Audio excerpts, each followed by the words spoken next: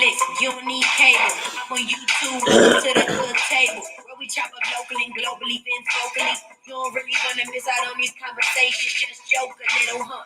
Laugh a little, get that wine in your system for your glass a little. Expose current events, talk trash a little. You never know, these opinions might clash a little. Be addicted to the content, got 'em binge watching. You don't like it, think you want invited. Bet your friends watching in the house and your job parking lot before you clock it. They don't wanna miss a second of this HD content. Everybody think they got something to say, so it's an open invitation. Bring it to the table, but if you come whack, just know we ain't buying in. We gon' probably turn you back and tell you sorry, try again.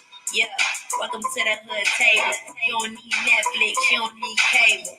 Yeah, welcome to the hood table. You don't need Netflix, you don't need cable. Hey, what's up, everybody? Come on in, come on in, come on in. Make sure you like and share the video in my Brother Jay voice. And we're gonna be talking about some Brother Jay tonight. But yeah, make sure y'all like and share the video. Subscribe to the channel if you're new here.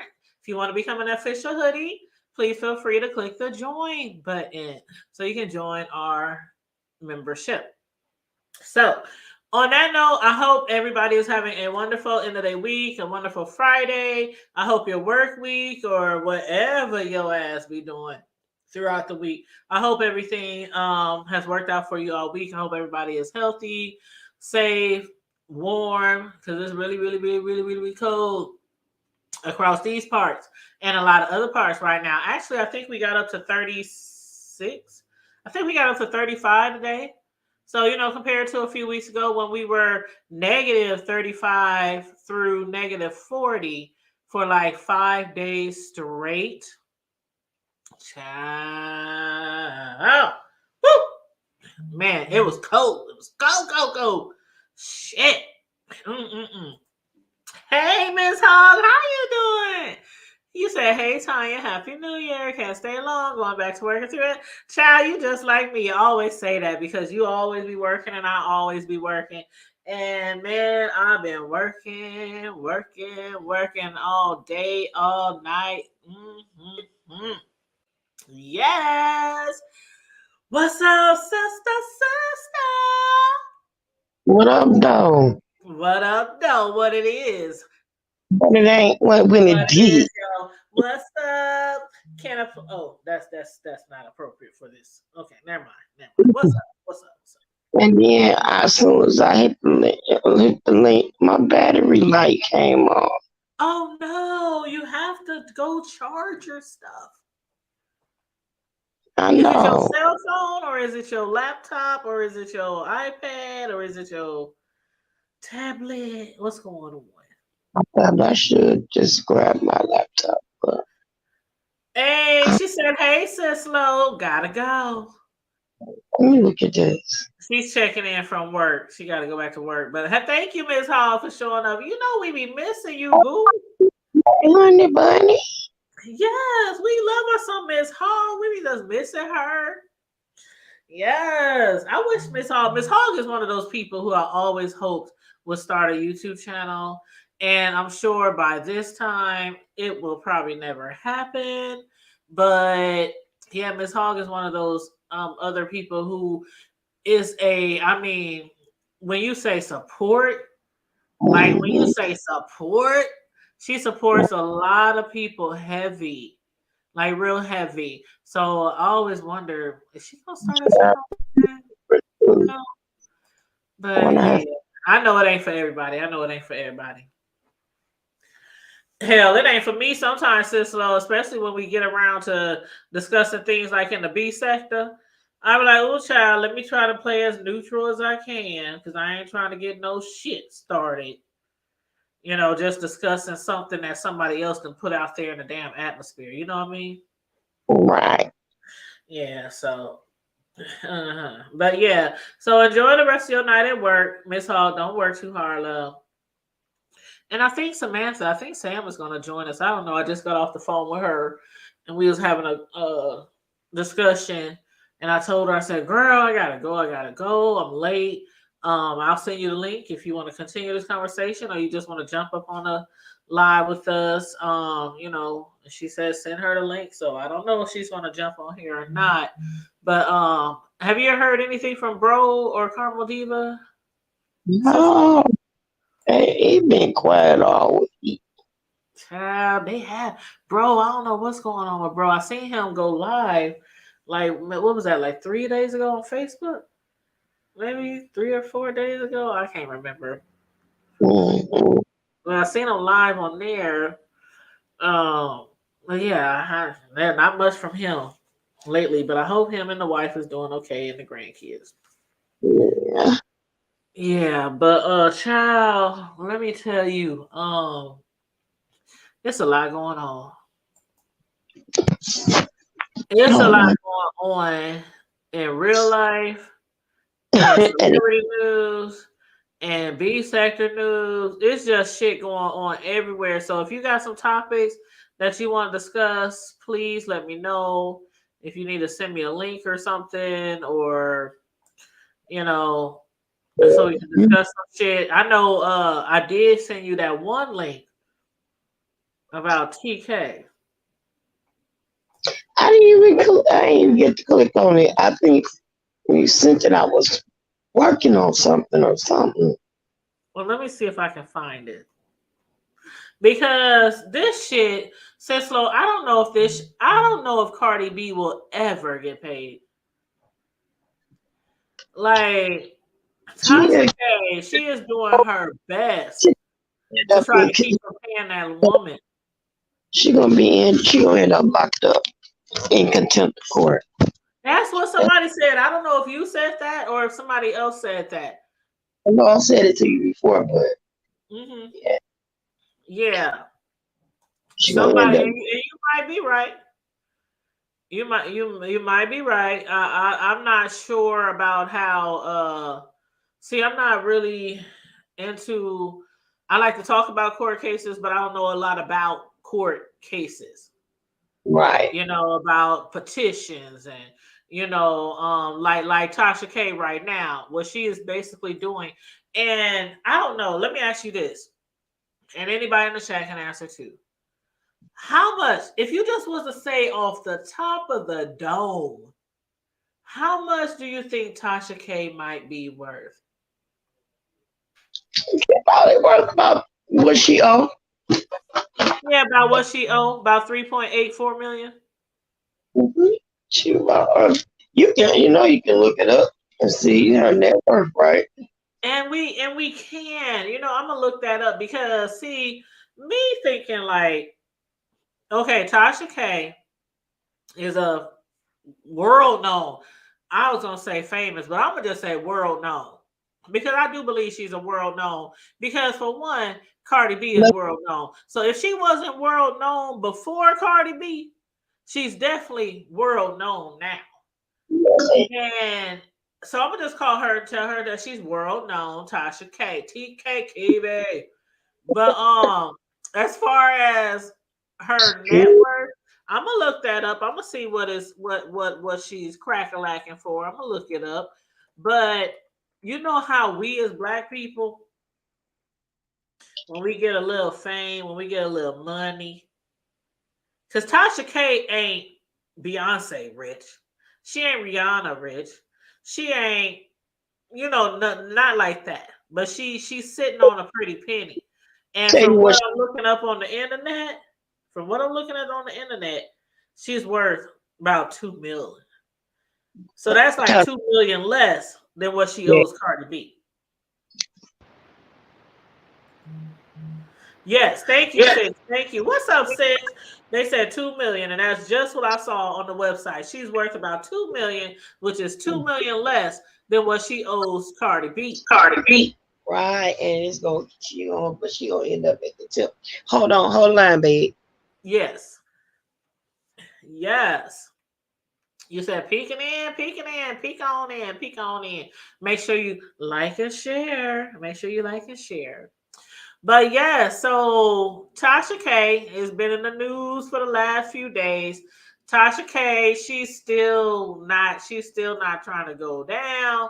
She's still trying not to be defeated. She still think that she could, get her own way, and wiggle her way out of paying Cardi B the 3.8 million that the judge basically told her, you better pay. You better pay. Now, let me plug this computer up. Let me plug this laptop up, y'all. Okay, there we go. So, basically what's all in the blogs right now is Tasha K, who owes Cardi B 3.8 million. She's accusing the judge of improperly banning talk of rappers' alleged gang ties. So she demands new trial. So out of everything that she accused Cardi B of doing or having, like the herps, she accused her of the herps. She accused her of sitting on a big old 2-liter glass bottle of pop. She accused her of, doing drugs. She accused her of living with roaches. She accused her of just all kind of things, all kind of unsightly things, right? And she did also accuse her of, being involved with the gangs, with the Bloods or whatever. So this is the angle that she's going at right now, accusing the judge of improperly banning talk of rappers' alleged gang ties. Like, what freaking difference will that make if Cardi B is a Blood, a Crip, a Vice Lord, a Cholo, what does it really matter? It don't matter none. But what I'm saying is, like I said before, she gonna end up locked up. Yes, you see, Stacey's comment, those cases of Monistat. Yes, she accused Cardi B of having cases and truckloads full of Monistat packages for her yeast infection, for her herpes, and all kind of other stuff. But now, that's childish. You think that does she think, I mean, Cicely, my understanding is right. Does she think that if they prove that Cardi B was affiliated with gang members, that she will not have to pay the 3.8 million? No, I don't know what she thinking. Okay, no.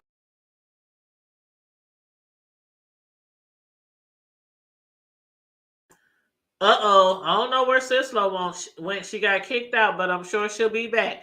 But yeah, basically it's saying right here that according to the court documents, Tasha Kibe has demanded the appellate court vacate the verdict and allow for a new trial to take place. All because they refused to allow Tasha K and her defense team to bring up accusations or whatever, talk of Cardi B being affiliated with gang members, having gang ties. Now, we know that earlier this year, the Georgia jury awarded Cardi B $3.8 million, $1 million for this, $1.5 million for that, $1.5 million for this, there's altogether almost $4 million, finding Tasha K liable for defamation. Basically, Cardi B accused her of spreading vicious lies about her on her YouTube show. And we saw how that turned out. She ended up on her almost $4 million. But Tasha K has said on several platforms, even her own platform, bitch, I ain't got it. Bitch, I ain't got it. And I ain't about to got it. I ain't about to got it. I ain't got it. I ain't about to got it. You ain't gonna got it. Tasha K ain't got no doggone 3.8. She from what they said online, she's only worth $2 million. And when they say you only worth $2 million, Tasha K, the way that she probably living like most black people, when they get a little bit in their pocket, they think they done moved up like George and Wheezy, and they living beyond their means. And I bet you Tasha K is living beyond her means. She ain't got no damn $2 million. Hey, George and After Weezy, paying all the lawyer fees. You said what? You said like George and Weezy. Yeah, moving on up You to so the east side. you are so dumb. We finally got a piece of the pie. Woo! She said like George and Weezy. Girl, I'm stupid. Oh, I had to mute you because you got me playing in the background, child. But yeah, it's just Tasha K, like a lot of black people, we feel like once we get a little bit, let us get a little Is stimulus it? check. Let us get a little income tax refund. You still We done do? thought we done moved up like George and Wheezy. We out there buying cars that ain't gonna last a good 6 months. We out there buying furniture, buying the kids 20 different pair of Jordans. And then in about 3-4 months, we broke again. Now, Tasha K, as much money as she probably was making and probably still is making every month on YouTube. We know people in the B sector, Cislo, who make 3, 4, 5 a month from beefing and gossiping. So somebody with 1 million, 1 million plus subscribers, all those people paying for her membership, all those people buying her merchandise, all those people sending her cash apps, super chats, PayPals, all that kind of stuff. We know that Tasha K probably clears over 2 million a year. I'm sure she does. I remember hearing YouTubers who had like millions, not even millions, YouTubers who had hundreds of thousands of subscribers, and they were saying how they making 30,000 a month. And that's not even counting endorsements. Let's keep in mind she had endorsements, wine endorsements, all the things like that. Now, I don't know if she still has all those wine endorsements. I don't know if those companies backed out saying, I don't know about this bitch. We need to pull away from her.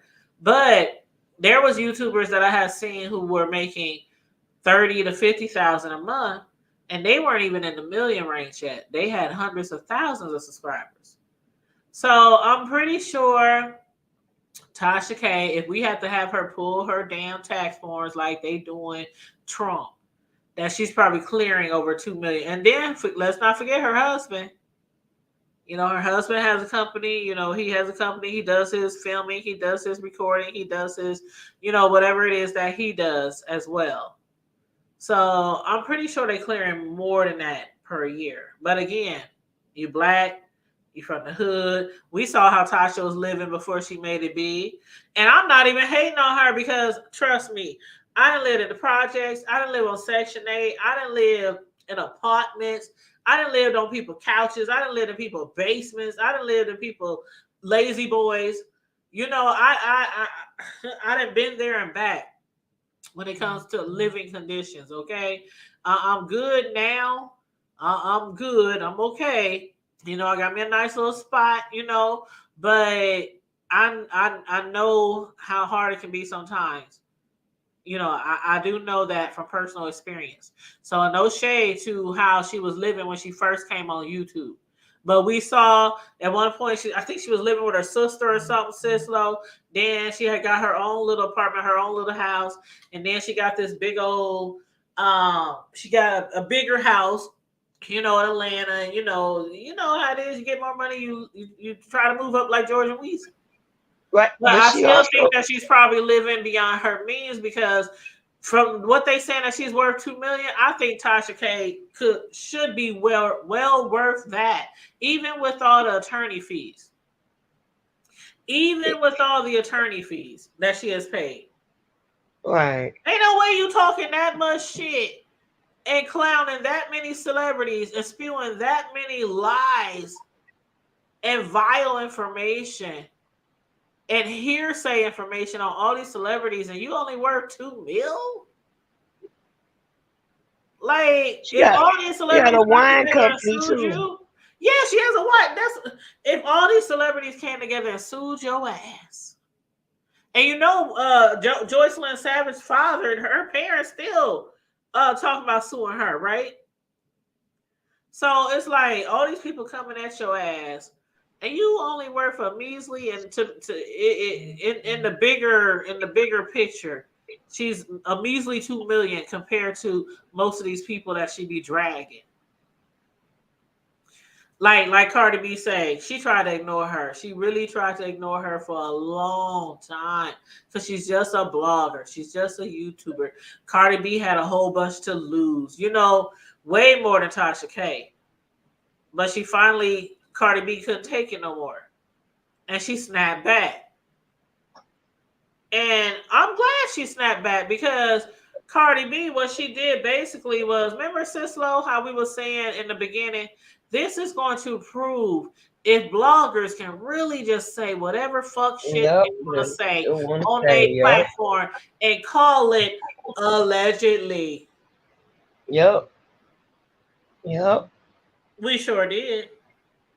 Yep. It's gonna make them responsible, have some type of responsibility, and not just report anything. Mm-hmm. It call everything news or tea.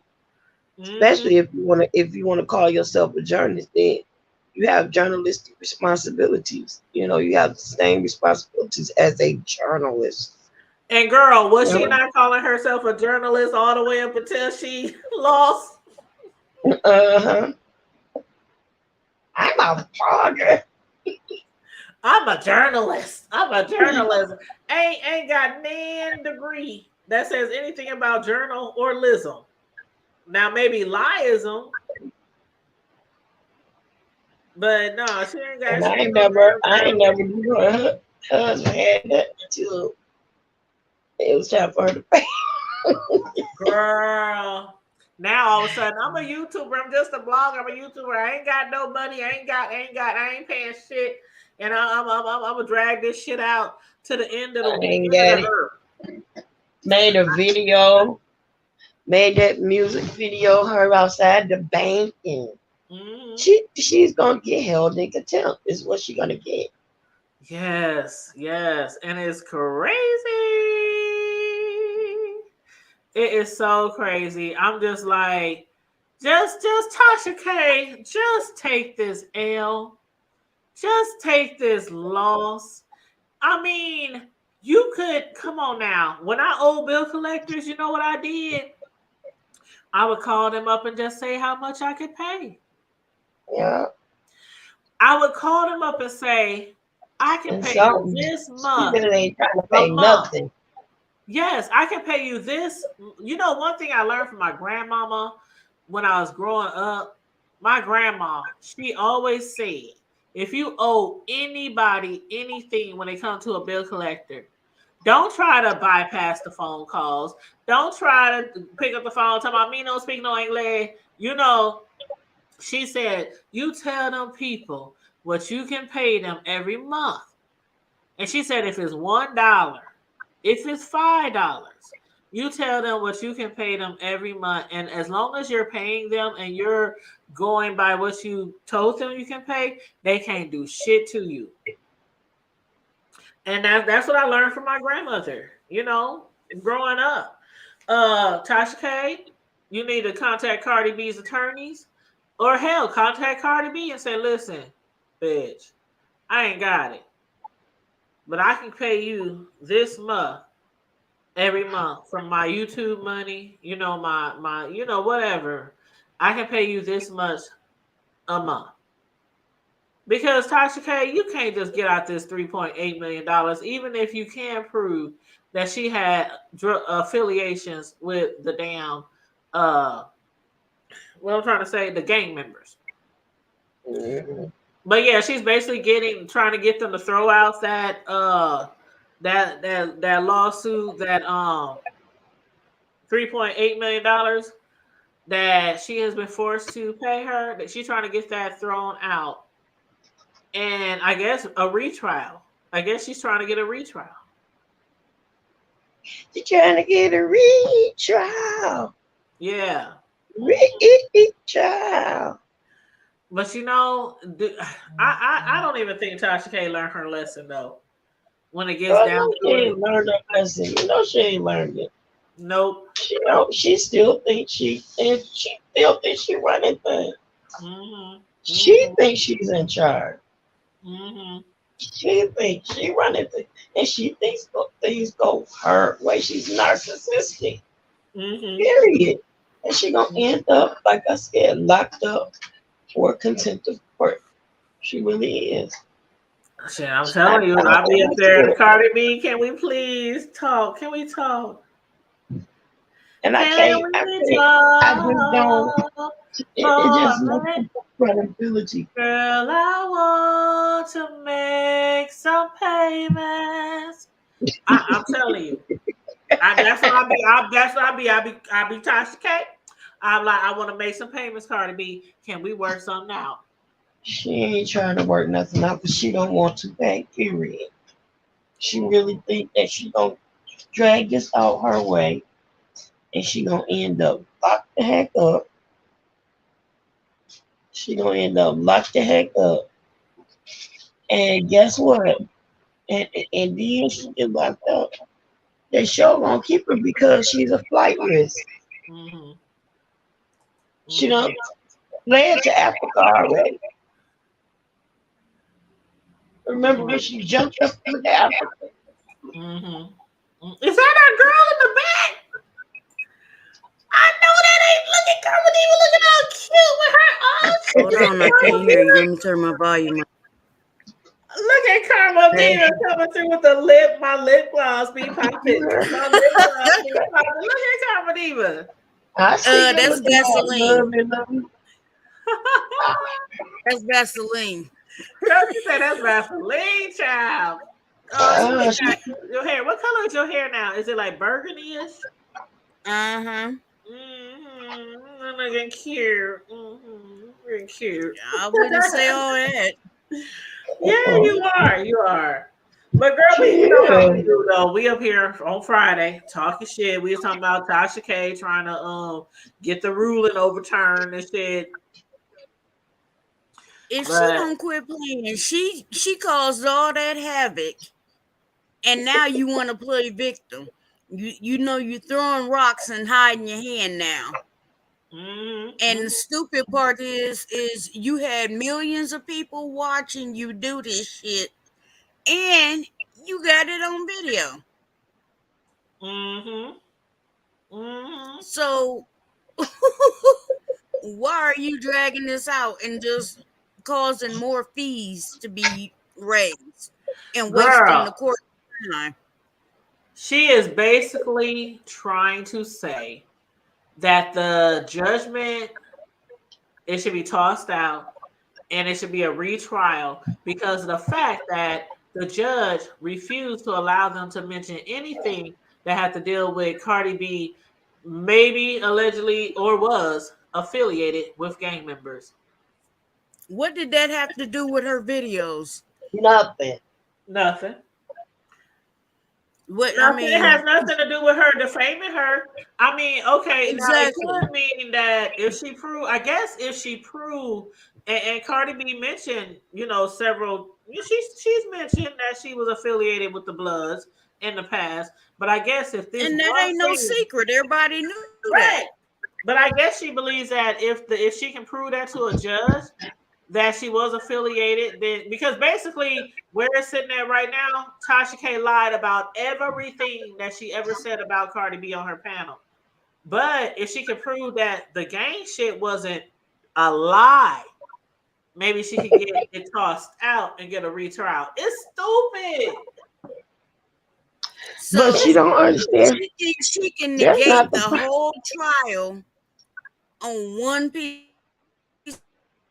Right, like the bitch had a house full, a U-Haul full of Monistat. Right. We got that thrown out. She did sit on top of a 2-liter bottle and push it up her cuckoo. She wasn't addicted to all these drugs that she said. She was, but if I could prove she was in a gang, maybe I won't have to pay that $3.8 million. Right. She wasn't drugging all these men and raping them and all this other neglecting her daughter and just on and on and on. It was like, Cardi ever do to you? What? Nothing, Karma Diva. Nothing. I know, but I'm saying this chick, Cardi, was living her best fucking life. She didn't Yep. even know you existed. She Yep. didn't know A you lot of people didn't know was Tasha K drawing breath. existed. Hell, I didn't know she existed until around the time that she was talking about. Now I was listening to her before Cardi B, but not as much. But when she started doing the Cardi B shit, when she started doing the Usher shit, what's her name? What something Marie? Star Marie. Yeah. When she got into that, that's when I really started paying attention to Tasha See, K. I have been watching her. But I have been watching Tasha since she was making videos in her fucking living room. And that's what I'm saying. I remember. I just told Cislo earlier. I said I remember when she was doing that. I remember when she stayed with like her sister or something. She was to stay with somebody, and I even remember when the white lady who was drinking wine Yeah, on her YouTube videos, and Tasha had her, K. Straight cuss her out, threatened her, had the lady crying. had her subscribers going. That lady was so scared Yep. and shook because she had all these niggas coming after her, and the things wasn't even the same. They wasn't even the same, and now look, everybody drinking on their damn show. If they ain't drinking Right. wine, they drinking Hennessy, or they drink. You think you special or singular in this? You got the you the Because only you one to drinking talk wine. about. Because you got the wine nose, and you the only one who can drink. Hell, even Michelle Brown, A.T. Alien, been drinking wine on her show for years. Nah, that's Right. somebody. I mean, I know I've heard you talk about her, but I ain't never ever Yeah, watched her Michelle, show. A.T. Alien, yeah, I watch She her could be every now and standing then. in front of me right now, and I wouldn't know who the hell she was. Oh, girl, trust. If I ran into Michelle A.T. Alien, I would know exactly what she looked like because she looked like Arnold. She's like Gary Cole. And She she looked like picked up Gary a lot of Cole. weight. She She picked looked, up a lot of weight too. but that's her weight before. She had weight, and trust me, I am not the one to talk about nobody weight. I don't even like weight discussions because I know I'm a fat bitch. But she was bigger a while back, and then she had lost weight, and then she gained it back. So that's where we at right now. She gained it back. She said, "So But that's where we yeah, at right now." girl, and that's how many times have I been up and down This that where motherfucking everything scale? stands. I've been up and down the scale so much I didn't kick the scale out. I'm like, bitch, you gotta go. I threw the scale out last year in 2022. It went out with the last trash in 2022. My scale on autopilot. Fuck you, scale. Shit.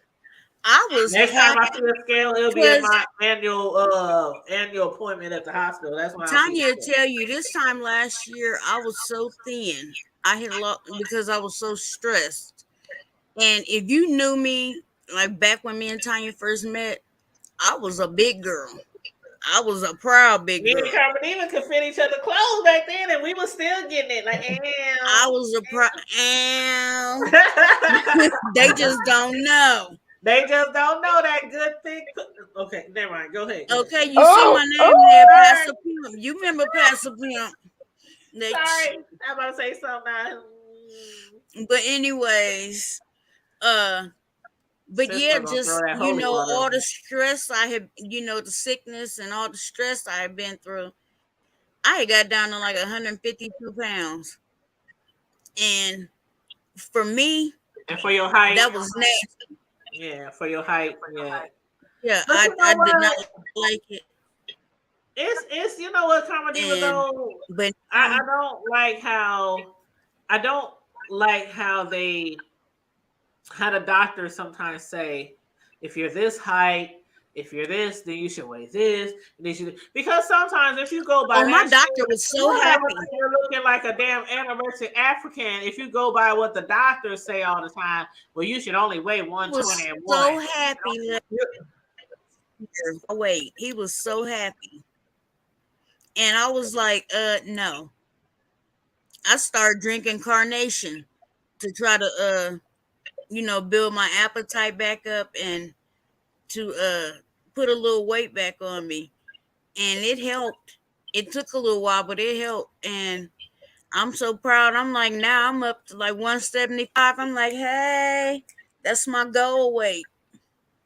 Mm-hmm. Mm-hmm. I'm sorry, I'm reading this message from what's up, Kay? What's up, Kay? What's up, Big Pimpin' in the chat? He said, I'm okay. He said 290 pounds due to proper loving and caring. You know what I'm saying? I'm telling you, sometimes that weight looks good on ya. You know, compared to what the Yeah, doctor said. Oh, sometimes you it don't do. weigh. And they be having people running around here looking like feed the children. If the doctor say, no, you only need to be weighing 140 now. You only need to weigh 140 now, you know. But yeah, I mean, I think it really depends on the way your body's set up. Like some people are big bone, and I know people be like big bone, they just fat, you know. But seriously, some people are big boned, and if they really weighed what the doctor said they should weigh, they would look like they on crack. I mean, so you know Right. what? I felt like Just love, like it he just said in didn't the look chat, right on Curtis said, me. love yourself. He said, just love yourself. That's yeah. Yeah. And I don't know if he wants to come up here, if he wants to jump on the link or let me drop the link, but he did send me something that he wanted me to Yeah, mention I'm on the looking panel. now. He sent it to me too. I'm looking now. Yeah, you want to read it because it could be very important information to a lot of people in our community, especially all those people who was put out of the Legacy Crossing apartments right before Christmas. They Let me talking about they see. giving I people don't know. checks, honey, Mm. deposit, honey. Should I lie and But say I you live know out what? there too? That's something that they should have been given anyway. But Yeah. you know what? With the apartment building, basically they're filing like bankrupt, or they was underwater, the apartment building. So I would be surprised if they could actually pay all those tenants their deposits back. I Well, would they're paying them the deposits and they letting them know. I guess there's a phone number they have to call, yes, and you and can read it if you they can have read to it if you bring. want. They tell you what time you can pick it up, and you have to bring an ID. Yeah, you gotta I prove that you repeat, live there, honey. Bring your ID. bring an ID, bring a current utility bill, something like that, that shows that you currently lived or you lived there Yeah, show when all something of that you this live went there. I down. would take my last phone bill, my last light bill, whatever kind of bill you got up in there, Yeah, cable, whatever. yeah. Yeah. But yeah, that's what it's saying. And the phone number is area code 402 493 5454. And this is for the residents that have been displaced out at Legacy Crossing. Mm-hmm. I'll repeat that phone number again. It's 402 And let me put it in the chat. 493 5454. And this is, it says, if you were at Legacy Crossing, call this number to see if you have a check for your deposit. So I Right. don't think it's guaranteed, but Yeah, call them and see. it might depend on what you have to pay when you move in, because you know some apartment buildings they might have specials. You don't have to pay a deposit to move in, or you only got to pay Right. partial deposit to move in, or you know. So yeah, if you know you paid a deposit, I would definitely be calling them. And I did put the information in the chat. Thank you, Hurst, for sending me that information. Yes, CP. Because that's I still can't believe what, and even when we was talking about before, Karma Diva and Sislo, I said I can believe that they shut them joints down. I just cannot believe, because they got the right to CP, I shut them need you to hit down in me up tomorrow. October. They got the right to shut them down like in October. They waited till 3-4 days before Christmas, I before a said that major was so snowstorm in heartless. our community, to That put them was out on the street. so heartless. And how many was it? Three, four That was hundred the most families? heartless shit I ever seen. 300-400 families. Just put them Yeah, out. Well, actually, about 164, but still, that's still a substantial It's a number lot of people to do homeless that right to. before And Christmas. then, if you watch the news, there were several people who had just, they had been homeless And and they just had moved in. just recently moved in there, But did like you see months the before. lady who was, oh my God, you know what? Karma Diva. I done stayed way, way back in the day. I done stayed in some places where I know if I had the choice now, I'll probably be like, let me reconsider this shit. But when you sometimes don't have a choice, I done stayed in places like that where I'm like, I know I should be living here. I didn't have kids at the time, but it was before kids, it was pre-kids. But still, I'm like, I can't believe I'm living up in this. I done been there where you just didn't have no choice. It was either that or I stayed homeless like I Right. was. So I remember my I had a heart went homegirl. out to She had that. just moved back from Chicago, and Yeah. remember them hotels they used to have. Remember they used to have the Y downtown, Uh-huh. and they used to have them raggedy, nasty, crackhead, heroin Yes. addict, pissy apartments and shit all behind Uh-huh. it. Uh-huh. She had moved in there, and it was her and her kid and her sister and her like 2 or 3 kids, Uh-huh. and I mean you could smell the piss from the sidewalk. That was Mm-hmm. with the door shut before you even walked upstairs. And I was just like, and I'm not gonna lie. Yes, I walked in there and I had my nose all turned up and out of joint because I was like, really? Mm-hmm. You couldn't find nothing else. Nathan. Nathan else. Nathan else. That's when Not you know Nathan. she's serious. Nathan else. Right. You She couldn't got one of my find words nothing. there. Shit. But Nathan else. I'm telling you, I stayed, man. I don't even want to, child. I remember staying with people, and I ain't trying to put nobody on blast. I really ain't, because when I think back to being on the streets in my younger days, and then people let me in, I remember staying with people who had infestation. I mean, it was like desperate measures. And that's why I said I totally understand people who are homeless and an apartment building finally allows them to lay their head somewhere. They feel safe. They think moving into a good spot, especially if they got children. And you then talking as about soon you as you move called in, like that girl who was on the news who was talking to KTV, she said, as soon as I moved in, I noticed there were rats, not mice, rats, right. rat infestation. Sislo, Just I'm I telling you, mean, that shit. I was like, oh, and they showed all the You're not about to pictures. show no video, are you? No, not right now. Girl, because that I show it, can't. show it, show it, show it. Well, that's what you can show it. What's up, 402 Karma, Revenue? Have you my grew that little beard back sister is a yet? bully. 402 Revenue, have you grew that beard back yet?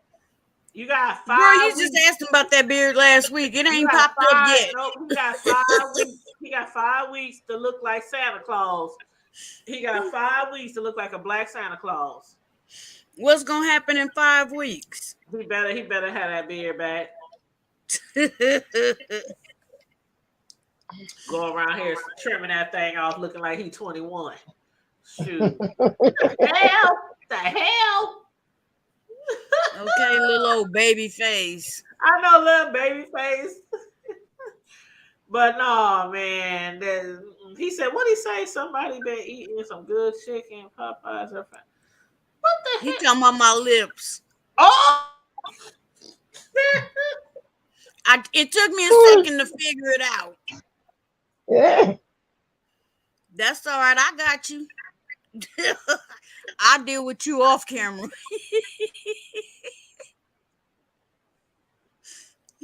Girl, I'm over here dying. I did not even. That went straight over my head. It took I'm me, over here like, I ain't to had no read it chicken a in couple a of minute. times myself. Just tell them covered in my lip gloss. We popping. Okay. My man don't mind. Ow.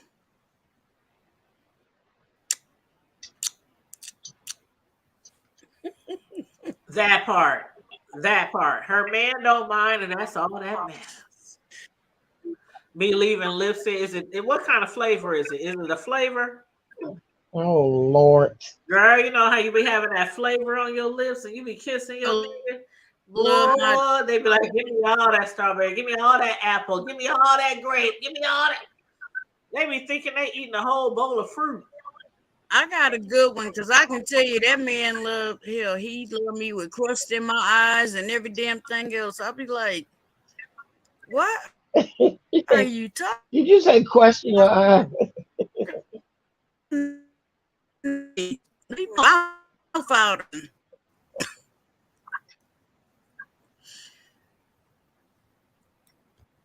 But I guess that's what you call true love. Child, let me but yeah, I do have a video here. I'm gonna play it real quick before Cicelo leave. Before I leave, I don't want Cicelo to run off. But it's just a little update video. It's just a little update video. I don't think it's gonna show anything. I don't think it's gonna show anything like gross or anything. But everybody hit mute. This is pertaining to the story that we have been covering for the past since Christmas, since like the 20th of December when they was put out. Something like that. Okay. Alrighty, y'all. So let me blow this up. Oh, and I just wanted to let you know I'm not going to be on here too long. I've been having migraines for the past 2 weeks and okay. Still keeping up. So okay, that's cool. That's cool. Okay, let me play this. Emails obtained by KETV Investigates reveal years worth of violations at the Legacy Crossing apartments, and an inspector suggested closing them down in November. Good evening, I'm Bill Shamrett. I'm Julie Cornell. The city of Omaha did close all 17 buildings, but that order came just days before Christmas.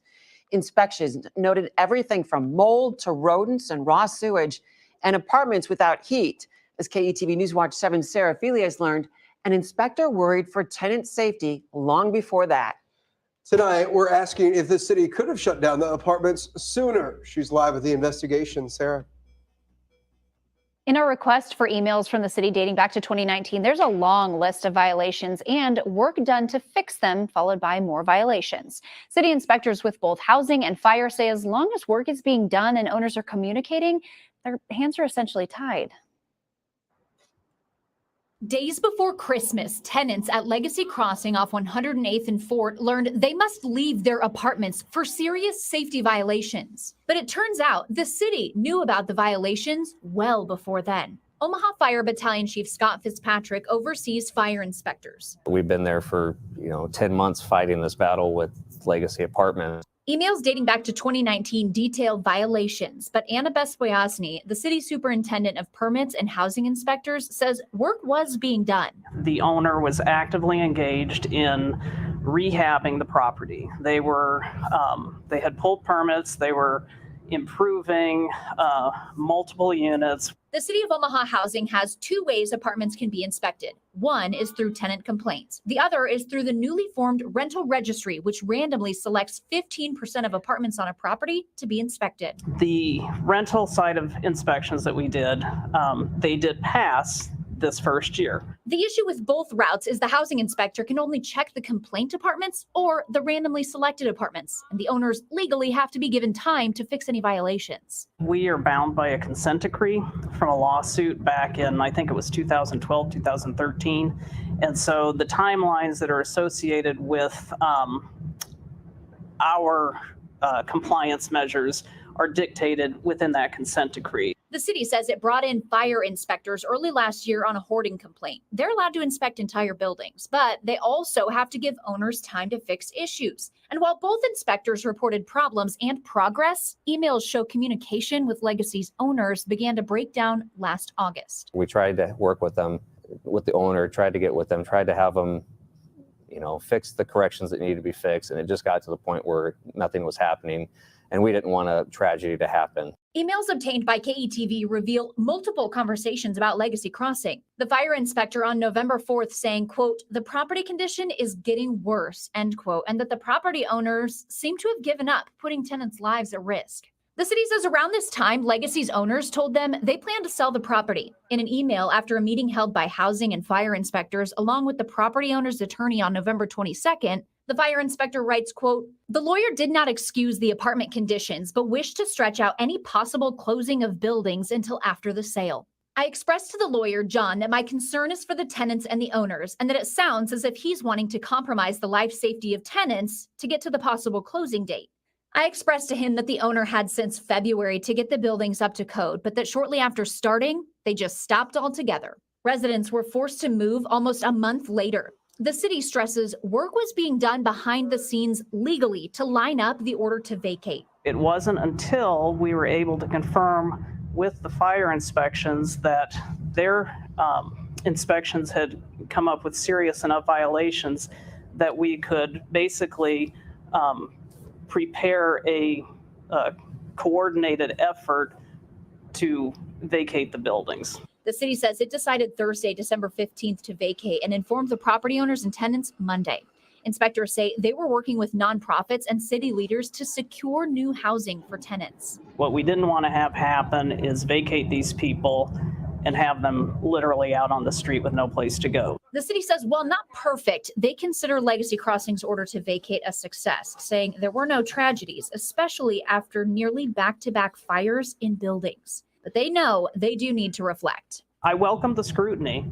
I think we need to be constantly working towards better implementation of whatever laws that we have available to us on the books. So, we're going to go back. We're going to look at, is it the rental ordinance that maybe we need to fine tune a little bit? And they share the frustration, saying ultimately this is on the property owners. We reached out to them by phone and email. We're waiting for a response. Sometimes we hold out hope that they're really working with us on a good faith basis, and we're left to wonder why we put so much trust and faith in them.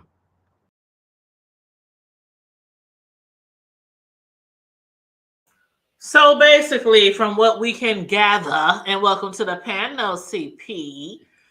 Basically, from what we can gather, they were trying not to fix the shit that's supposed to be fixed and leave it up to the new owners. They was trying to get through the sale and have nobody put out until the sale and everything was finalized. Ain't that some But shit? what's pissing me off is this shit has been going on since 2019. For years. That's 4 years. Years.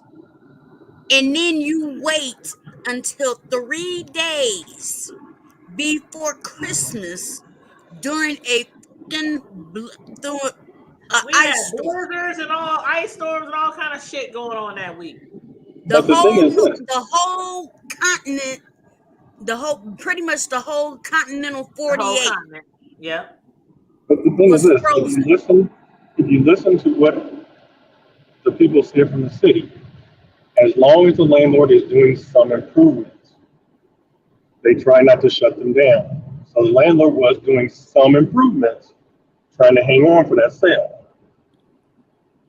But a few weeks ago, I saw something in the news where it said that they had put millions of dollars into the complexes that weren't even rented. Right. They were fixing up all these complexes that weren't even rented. Because they wanted to fill them up as much as they could. Instead of Make it look fixing like it up was the a prosperous, Yes.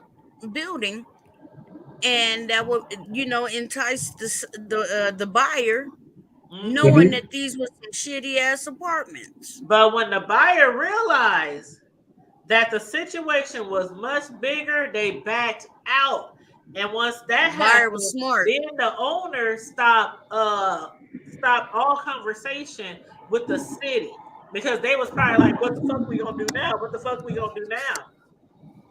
Y'all done put all those millions into the complexes that nobody lived in for the purposes of the buyer, and they put no money in the ones that people was mold. Girl, did you see the pictures? Like bro be saying, take the pictures. Like what's that pastor up there in New York, the one who in jail right now for lying about I know you're talking about. Pastor, what's his name, Cicelo? Bishop Whitehead or Blackhead or something. Yeah, Bishop Blackhead. I call him Blackhead. His name is Whitehead, but I call him Blackhead. Yeah, we call him Bishop Blackhead. But yeah, he up there. Basically, all the people who really, really needed their apartments tended to, they was dealing with mold, caved-in roofs, no water, no heat, rats, roaches. When they showed the videos and the roaches, roaches are out in the daytime. When right. they in your house, like it's a track meet going on. They at Burke High School in the summertime. It's a track meet going on in the daytime with the roaches. Like they had mice, dead rats, just all over the place in the buildings. See, you know what? You talk about those buildings that they cleaned up. I have a relative who moved into those apartments. I ain't gonna mention no names, but they must have moved into one of them nice ones. Because I went in there when they moved in. The one that looked really nice. It looked really nice. Third floor apartment, fireplace, balcony, everything looked nice. New carpet, new appliances, everything was kosher. Yeah. But even they realized that it wasn't all the buildings. All the buildings didn't look like that. See, and I don't know. I never went inside. My mister, his cousin had lived. He moved in there. He's been gone now, but he was in there about maybe a year ago.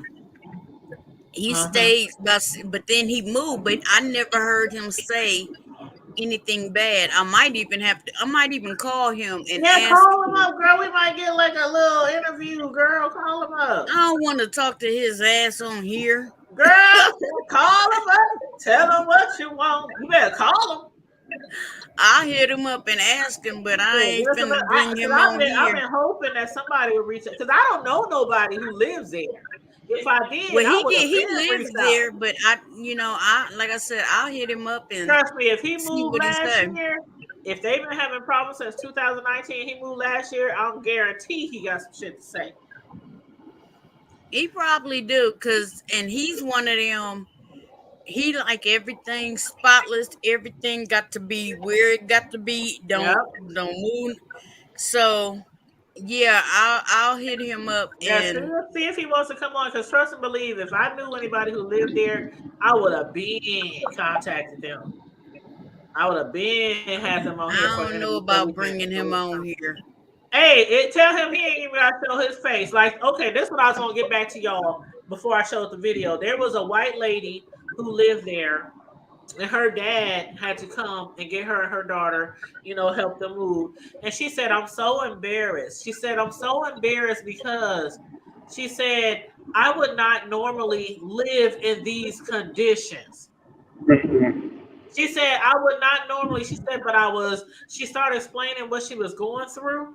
And she said they basically, just like when we moved into 4-8, the high risers on 4-8 years ago when I was home, girl, it was me and like 4 other girls, and some lady in our church finally felt sorry for us, and she reached out to her landlord and she said, please, could you give these ladies an apartment because they are homeless?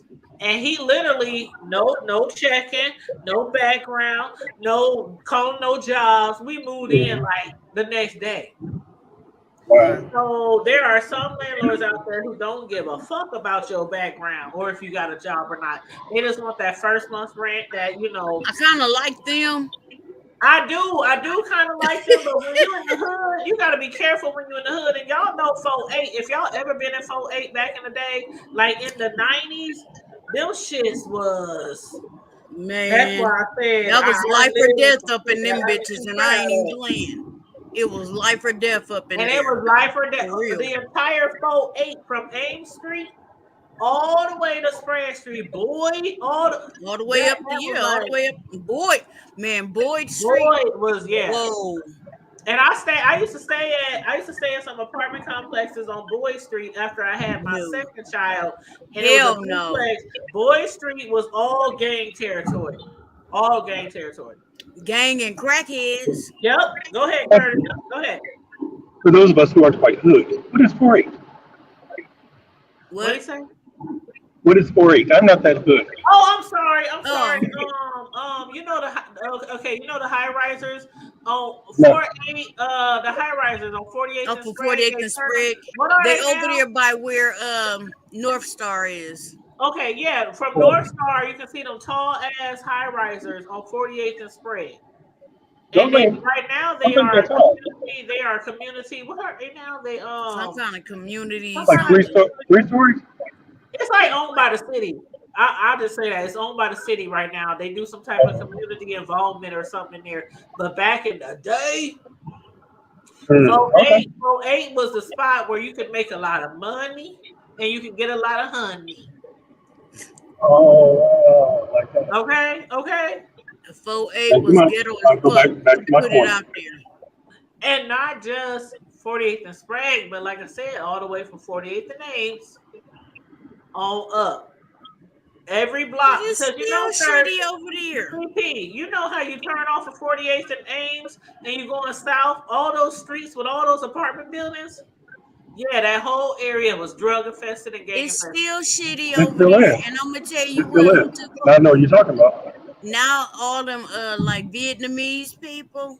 Yep. Yeah, they done took over all of that. Man, I'm telling you, when I used to stay on 4-8 in Sprague. I stayed there. That was my very first. No, I'm lying. That's not my first apartment because I stayed with my boyfriend until he cheated on me, and then we got in a fight, and we got put out. Okay, so that was my second apartment building, and then after that, I moved to the projects.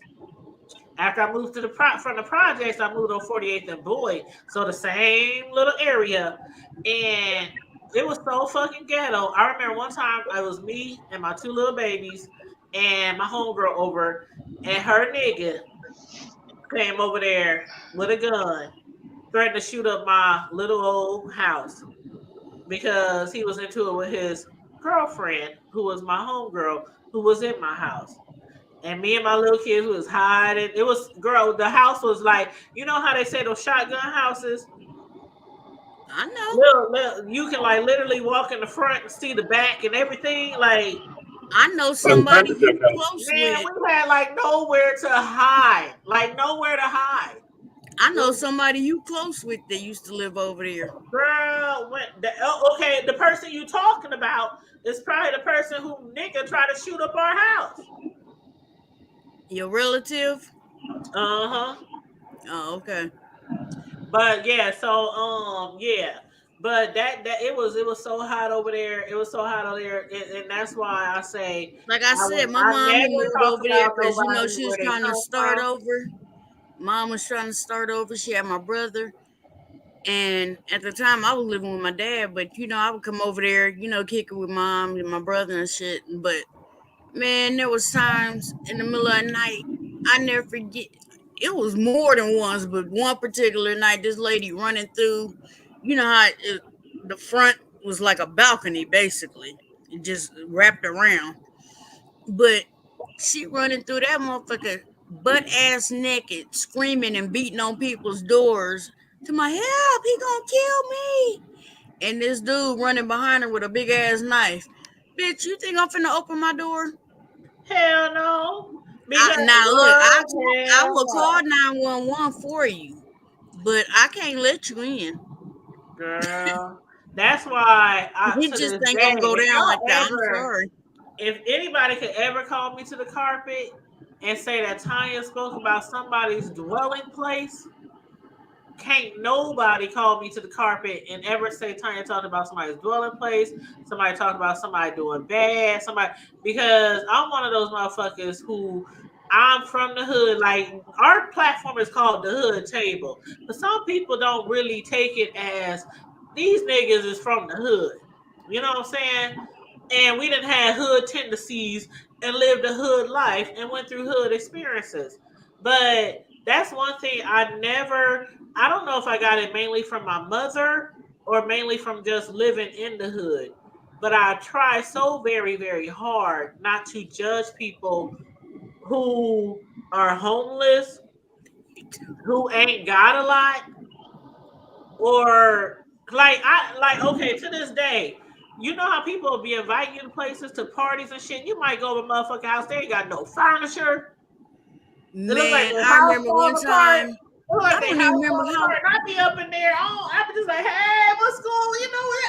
I'm that bitch. You invite me to your crib. You in the projects. It don't matter. I'm up in there. Yeah, we turning up. It's your birthday. Like, I don't give a fuck. I remember my homegirl You know what one I'm time. I saying? don't even remember how we ended up there, but it was like one of them, you go to the bar and then Why you somebody be looking like, at us oh, like it's an that? after party down on such and such street. Curtis, quit looking at us like that.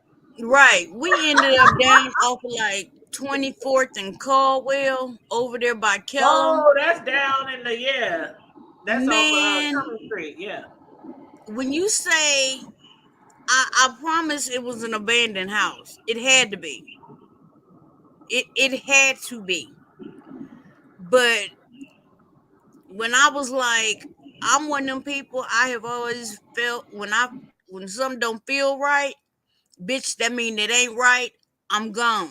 Oh, definitely. Now, if something don't feel right, I don't care if we in the projects, we in a Section 8 house, we in the hood. I don't give a fuck. If it don't Now, feel me and my right, homegirl I'm down out. there, and I'm telling her, look, this ain't for me. Let's go. She was like, oh, I done got, she done found her some nigga to rub up on. I was like, bitch, look, we rode together. We leave together. She was dead set on staying. I'm like, look, I tried to drag her out of there. You should have dragged her by her edges, girl. Drag her And out. she was like, no. I mean, she was to the point where she was damn near fighting me. I was like, okay, cool. I'm not going to fight you. She wakes up the next morning, can't even find her drawers. She don't remember shit. Ooh, girl, you should have just snatched her. You should have just dragged her. Carmody would just drag her ass so to the bad, car. but I mean, I'm not about to fight you. I know. For your safety. But see, I always had that. I think I had that God-given, that intuition, that premonition. Do y'all ever think y'all have a God-given intuition or a God-given? Oh, I know I do. I know there are certain situations where I know I could have been dead, like seriously dead. There's a lot of situations where I could have been dead. It's a wrap. No kids, no grandkids. My ass wouldn't be here on YouTube or anything else. But I had an intuition. And one thing about it, back in the day, I was down to kick it. I was down to party. I didn't give a fuck if your house had doors, windows. I didn't give a fuck. We kicked it everywhere. No, for real. We kicked it everywhere and we kicked it hard, back in the day. But there were certain times where I'm like, this don't feel, like you said, something's off in this atmosphere. And I think I need to leave. I done been with motherfuckers that done rob dollar stores in the middle of the day. Mm-hmm. I done been with motherfuckers that done, hell, I was telling my kids last night how I was with my cousin and we already in the country in Texas. And he drives me, when I say backwoods, I thought Yogi and Boo Boo was about to come out and kick it with us. We was at a fucking barn, a big ass barn that they had done converted into basically a juke joint. It was cool on the inside, I ain't gonna lie. But if you looking at it from the outside, it was like, the fuck is this? The weeds were taller than us. They had to be over 6 feet tall. Yeah, but but it see, was with that deeper than God-given it. intuition and that with that God-given intuition and sixth sense, you could be in the gutter of the hood, or you could be at motherfucking Walmart. When that shit hits you and say it's time to bounce because something just don't seem right. I done been in certain situations where it wasn't like no hood shit going on. Like, you know, you might expect something to go off. It would be like a totally different atmosphere, but I would feel like the hairs on the back of my neck. Like I would just be looking around and just noticing different shit. And I'm like, yeah, I'm gonna hurry up and get the fuck out of here. Like, have you ever been See, at a with grocery me, I store can't that even felt like something describe was it. off? Like even at a grocery store or gas station, you walk in there and you paying to get some gas and you look around and you see a motherfucker look like they motherfucking about to light that joint up. I mean, something just tells you like, Let me tell you what let happened me to me hurry the up other my night. ass and get the fuck out of here. You No, know? let me tell you what happened to me the other night. So Oh Lord. I have my son. Like I said, I've been dealing with these mess. I'm like, I have my son drive me down to the gas station so I can get some gas in the truck and give me some cigarettes. Before I even walked through the door, this little Asian man was like, you got some change? You got some money? You got some money? I'm like, no, I ain't got What, a none, you know. little Asian bagging man? You mean he wasn't Yeah. black? But wait a minute, he was I ain't working never with seen a no black Asian dude. bagging man in the hood. He was working with a black dude. They was a Oh, team. okay. They was tag team. But Okay. he was the one asking at that point. So I go in and you know I'm standing in line waiting to pay and shit. This older black dude come over and goes, excuse me, ma'am. You know where I can find some dope? I was No, like, he didn't. I No, was he like, just excuse looked at me. you and thought that you would be a prime candidate to know where dope was. He was like, you know where I can find some dope at? I'm looking for some dope. I was like, oh, I'm sorry, I can't help you with that one. Wow. Wow. I'd be like, what the fuck I look like? Do I look like I was like, if y'all don't hurry up and cash me out. I don't even smoke cigarettes. Who the fuck you think I am now? If you really want to find somebody who would listen, if you give me a little fee, we can probably try to find you somebody. I was like, what in the hell? Now, back in the day, yeah, I could have pointed you to. Oh, yeah, because they was on every motherfucking bunch of corner, but it ain't like motherfuckers. that anymore. It was your next door neighbor. Right. I don't know none of these Your baby motherfuckers daddy, nowadays. your homegirl's daddy. It was everybody selling dope back in the day. Look, I don't know nobody nowadays. Purposely, I don't know none of Girl, these I'm motherfuckers up here like nowadays. you don't even make dope in Omaha anymore because you know you don't even see niggas on the street like that. Like back in the day, niggas is walking around, falling down. Like, okay, remember? Okay, what was that nigga name? I don't even know if I should call him that. What was the person who used to carry the cross? Who act like they was Jesus? Carried what? Remember the person that used to walk down the street, down 24th Street, looking like they was Jesus? And they said that person was on drugs. Oh, come on now, y'all remember? He used to stand out there in a white robe. I know who you talking about. Like, You talking about the Sheik? yeah, like. I know who you talking about. I guess what I'm just trying to say is, Yeah, it was the Sheik. everywhere. You did not have to. You could just pick up the phone and talk to anybody and know what a dope was, like back in the day. These days, you just don't walk up to somebody. Do you know where I can get some heroin? Do you know where I can get some crack? Do you know where? Tanya, what'd you say, Tanya? That's like three white people walking into a hood party. He just said some dope. I'm gonna treat you like I'm your real estate agent. If I find out where it is, you gonna have to give me some money too, bitch. So what you saying, Tanya? It's like three white kids walking into a hood party. Nobody knowing nothing. What they call it, a CP, a finder's fee? We don't talk about Bruno, damn it. I just said I want a finder's fee. You even heard me. I don't know nobody who slang it. I'm telling you, back in the day, it was just like you just knew everybody in the mix. These days, in 2022, 23, I don't know who served, who slang, who used, who.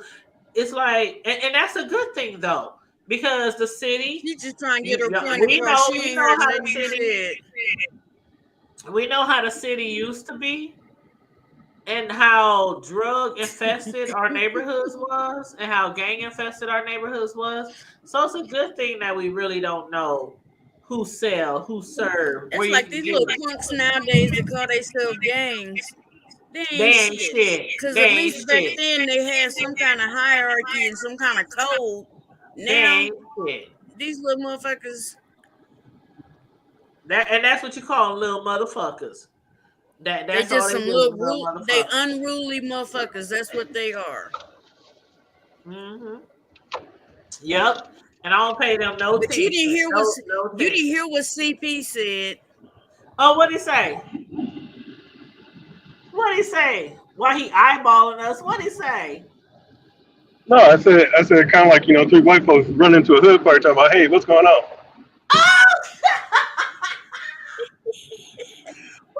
Like I said, Where the stuff we at? don't talk about Bruno.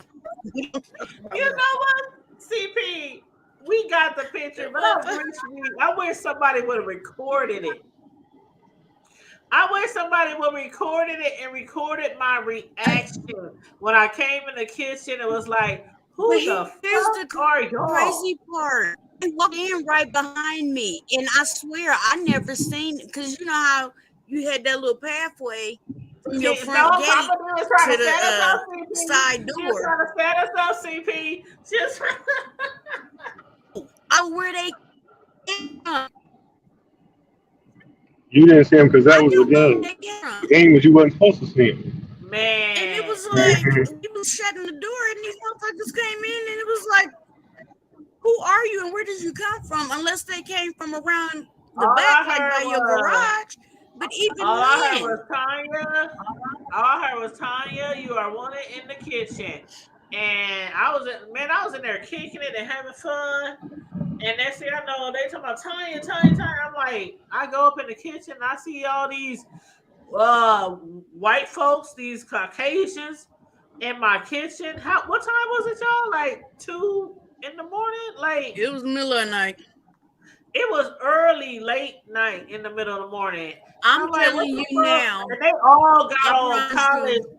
Not one. See, this That how I was- know. I'm telling See, you. okay. When They I say no, hold set on. us up. Hold on. Let me talk for 1 second. They were trying to set us 1 second. When I say godly premonition, godly intuition, that godly sixth sense, I had that shit as soon as I saw the motherfucking Caucasians standing in my motherfucking kitchen. They all had, for one, they all had on college sweatshirts and t-shirts, but they all had different college names. college shirts. It was like 3 or 4 of them, and they didn't look that damn young. And they didn't look like that one female, the blondie. She looked like she could have been like 25 or 30, easy. That boy, he probably looked like he was about 25. But they did not look like they were some 17, 18, 19, 20-year-old college students. And this girl, I was just like, y'all better get the fuck out of my house. I don't know where the fuck y'all came from. I just started going off. And they were looking at me like, we just came here to party. We heard the parties over here. Where the fuck did you hear that from? Because I don't talk to nobody in that motherfucking I'm telling neighborhood. you, So I where know the they fuck was did you trying to hear set from? us up because They were. I'm gonna Yep. say this. They were trying to set us up because think about it. We had the cops called on us How many nights. times? Right. I don't know. Yeah, many a night. Hell, there were several times they came several times in one night. One night, yeah. But and I would be out there. I be telling them, I'm like, please, could y'all bring the party back in the house because y'all too loud and the neighbors is calling, and I'll be begging people to come in the house. Just come in the house. We did get loud outside. I ain't gonna lie. We did get So loud. I had people pass out. Remember Dre? We still got the pictures. Him passed out on the fucking patio, sleep. Man. Everybody walking over his ass. I mean, we had some good memories. But that night when they walked through the door, tomorrow. Don't get. Don't get Kamara old. But the females that night, Karma Diva, I don't know if you remember, but remember how well their makeup was on? Do you remember how well their makeup was on? As if they just woke up and threw makeup on their face. Do you remember that? The white girls? Like their faces were perfect. See, it's simple things like that that I noticed when they came in my house. And I said, if y'all don't get the fuck up out of here, I don't know who the fuck I was y'all just are. like, who I the don't know fuck where are the y'all? fuck Where y'all y'all come from? But if y'all And don't get why the are fuck here? up out of my house, I was so upset because I was like, who is these motherfuckers? We in the hood. We at the end of North Omaha. The next step The is end. You couldn't motherfucking go no Carter further. Lake. The next step is Carter Lake. It was Like, a you can't fucking get cliff. no If you deeper. went literally to where she was at, it was a cliff. It was like past my If house. you It's went like the bushes. past her house, It's it was like the a cliff. bushes and the woods, the bushes, the woods, railroad tracks, Carter Lake. Like, you couldn't get no deeper in the hood than where I lived that day. And for them white people to be all down there, She young was white on a dead college, end. allegedly college students, on a dead end street. There wasn't no fucking At college 2 student. o'clock in the morning, I knew it was a setup. I knew something was right. I said, if y'all don't get the fuck out of my house, I was like, girl, I was livid. And But they I'm was so all glad. perky I'm and so shit. And glad it was that MJ took a picture, because we would have never had a picture of them if MJ. Remember, she was the picture queen to commemorate that day. Yeah. She took a picture of the white people, and we had that picture to this day. You know what, Karma Diva? I should have posted on Facebook and asked people, do they know them people? That's what I should do. You finna start some shit. Seriously, that's what I should do. I mean, it's been years since then. So if they was undercovers or something like that, I mean, what's good? What's up? Just tell me that you was trying to set us up. Well, if they was undercovers, they was. I don't know what happened to Karma Diva. Child, Karma Diva that got kicked out. What's up, Bishop 420? What's going on? What's going on? What's going on? What's going on? Now we just up here talking shit. Anything else y'all want to talk about? Shit, we just up here talking shit. There's a whole lot of shit going on right now. It really is. Too much. Hey, bro. What up, though? Oh, no, just been laying back, detox. I ain't my own business. We got you and CB on at the same time. What the what? I know. I've been on here in a minute. But y'all, let me tell y'all something. Why somebody called me earlier and went off on me because I didn't tell them that the Spencer Projects was totally gone. Oh, they are? Yes. When you drive down 30th Street towards Parker, they gone. And somebody hit me up today. They said, why you the hood table? You talk about everything in the hood. And you talk about, but you couldn't tell me that the Spencer Projects, well, ain't nothing there. Ain't nothing there. Okay, we the hood table, but we rely. Well, see, what people don't understand, we the hood table, but we rely on our community to let us know information. Girl, it was like it ain't like we just sit there and roam the streets. I said, looking but you knew. looking I said, for stories. But you knew. I said, it's been in the news since like last August. They was about to come down. I mean, but you knew. They're like, no. They said I was driving down North 30th, and I said, oh my God, it's really dark in this area. They said it's never been so dark in that area, and it just hit them. They looked over and they saw that it was nothing there. And they said that's why it was so damn dark, because before they had all those. Remember when 30th Street was full of crab houses? Yeah. Remember when 30th Street, they was full of crap houses? You could just, any Friday, Saturday night, they be jumping. Yeah. Remember House of Poetry? Used to have the after parties? No, house party ain't had no No. down there after party. Was they I up missed there them.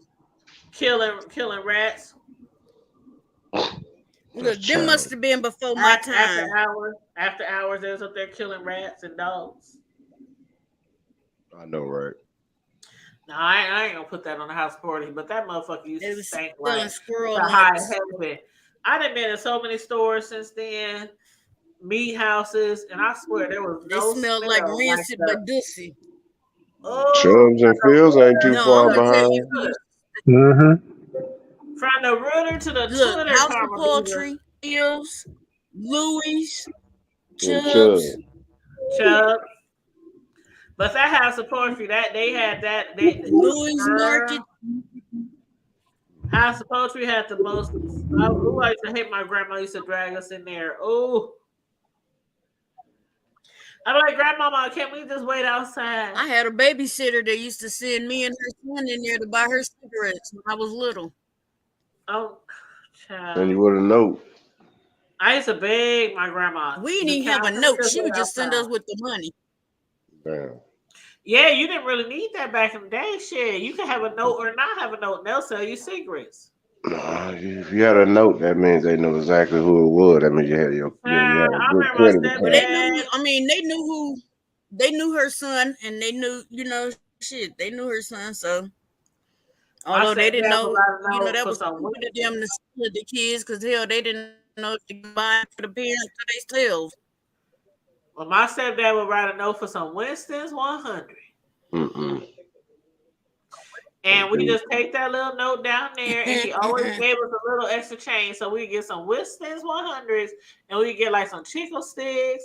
We would get some logs. We would get some Boston baked beans. The change that we had left over, shit. We get all kind of snacks and come home with his Winston. No, I'm gonna tell you, man. When I was going to Druid Hill, wasn't nothing better than when we got out of school and we would cross the street and go right over there to Chris's or Jackson's or whatever the fuck you wanted to call it. We always called it Chris's. Jackson's Takeout. I mean, you talking about Jackson Liquor Store right there? Walk home from school. Across the street from Old Spalding Bar. Mm-hmm. Yeah, that was a hangout. With plenty of niggas' asses over there. Yeah, because it wasn't as many kids smoking as it was now. Like back in the day, they almost trusted that you were not smoking. And I'm just saying they almost trusted that you were not smoking and you were just taking them home to your parents because of that note. But it was kids smoking back then, but not like now. I mean, shit, when I got like 18, 19, 20, 21, I'm seeing like all kind of kids. I got to disagree with you.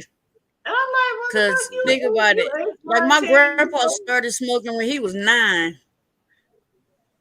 But that was like down south though. My stepdad started smoking and drinking when he was probably 10 or 12. I mean, that was like a down south thing. When they was they was running farms. They was riding tractors. They was doing all kind of shit at 8 and 9 years old. They was dropping out of school and not even working around that age back then. I mean, not even going to school around that age back then. But up here in the Midwest, it wasn't that many people, like that many kids really going to the store lying. Like, yeah, this my mama know we going to smoke cigarettes. No, it was usually you got a note from your parents to get those cigarettes. But as I got older, I realized that it was more and more and more and more kids. And that was before, and I'm glad they sued all those cigarette places, by the way. I don't smoke anymore, and I know some people still do, but I'm glad they sued all those cigarette companies for not putting that it can cause cancer. But Tanya, they have been doing that since the 70s. Doing what? Suing them for not putting a cancer warning on the cigarettes. Not from the 70s. Yes, ma'am. Not from the 70s. Yes, ma'am. Look it up, bro. No, not from the 70s. What? People, How long they been? but cigarette companies, Them was being cigarette companies sued. been putting them Cigarette companies warnings was on. being They've been sued suing them way, cigarette companies for warnings about cancer but they since like were the sued 70s, ain't way they? after the 70s. Yeah, it was in the 70s, but it didn't start taking off till after the Right, it 70s. was I think it was about. after the It's 70s probably maybe when those the lawsuits were. I mid remember 80s. because I was like in high school Oh when I no, they started remember those pushing damn it then. trials and shit. They started pushing it real hard, probably about around Yeah, our middle school age. I Probably Well, about yeah, I around the late remember 80s. them after like them after school commercials where they had like the monkey patting the cigarettes in the car. You know, but I mean, I as remember them far as too. But I'm putting that saying on they the started it back packages, in the 70s. but as far as putting that on the packages, that shit did Hey, not happen in the 70s. Melissa. That shit did not happen in the Hey, 70s. I boo. remember being in high school and they were talking about putting that shit on the packages about pregnancy and cancer and shit like that. But what I'm trying to say is though, I'm just glad that they put it on there. That I don't give a fuck Yeah. when they did it, but I'm glad that they put now. If we adhere and if we listen and if we read and if we give a fuck or care, now that's up to the smoker these days. Right. You know that shit can cause cancer. You know your baby can come out retarded. You know all this kind of shit. But if you continue to smoke that shit and don't give a fuck, that's on you. Actually, the cigarettes, when you smoke and you're pregnant, it actually causes low birth weight, not mental retardation. Girl, yes, it does cause No, it retardation as don't. well. Okay, we're gonna have to agree to disagree You on forget that. I worked OBGYN. I read a lot of news articles and girl, okay, we gonna have to agree to disagree on that one. I just We're asked gonna have to about you agree to last disagree week, on that Melissa. Mm. They said Is I that- missed you. I don't know where Melissa be at. I don't know. She done forgot all about us. Chilling. That's right. I tried to forget about you. Because Didn't work. you done really forgot about us. Right. No, And not I really. got a I come back business every now and venture then. for you. Really forgot. You know my about us. number. Reach out. I'll holler at folks. I've been a little bit busy. I got a business venture. That's Yeah, why one I of said those I cake need ladies. you to call me. Hey, I have a quick question. Tanya, you making Think cakes it'll yet again, or you still be on something hiatus? real I ain't lucrative. making cake for nobody. Okay. Fuck them niggas. I'm just Oh, playing. fuck that. I got What? good business. My people pay cash money. I mean, really? I'm just talking shit. Okay, well, I'm just talking shit. you let me. That was a serious inquiry, though. No, but I haven't. No, I'm sorry. Okay. What'd you say? You had a question I about was what? just trying to have a little fun right there. But yeah. Oh, you all good. I ain't worried about you. I'm sorry. Did I talk over somebody? Miss Cecil, you say something?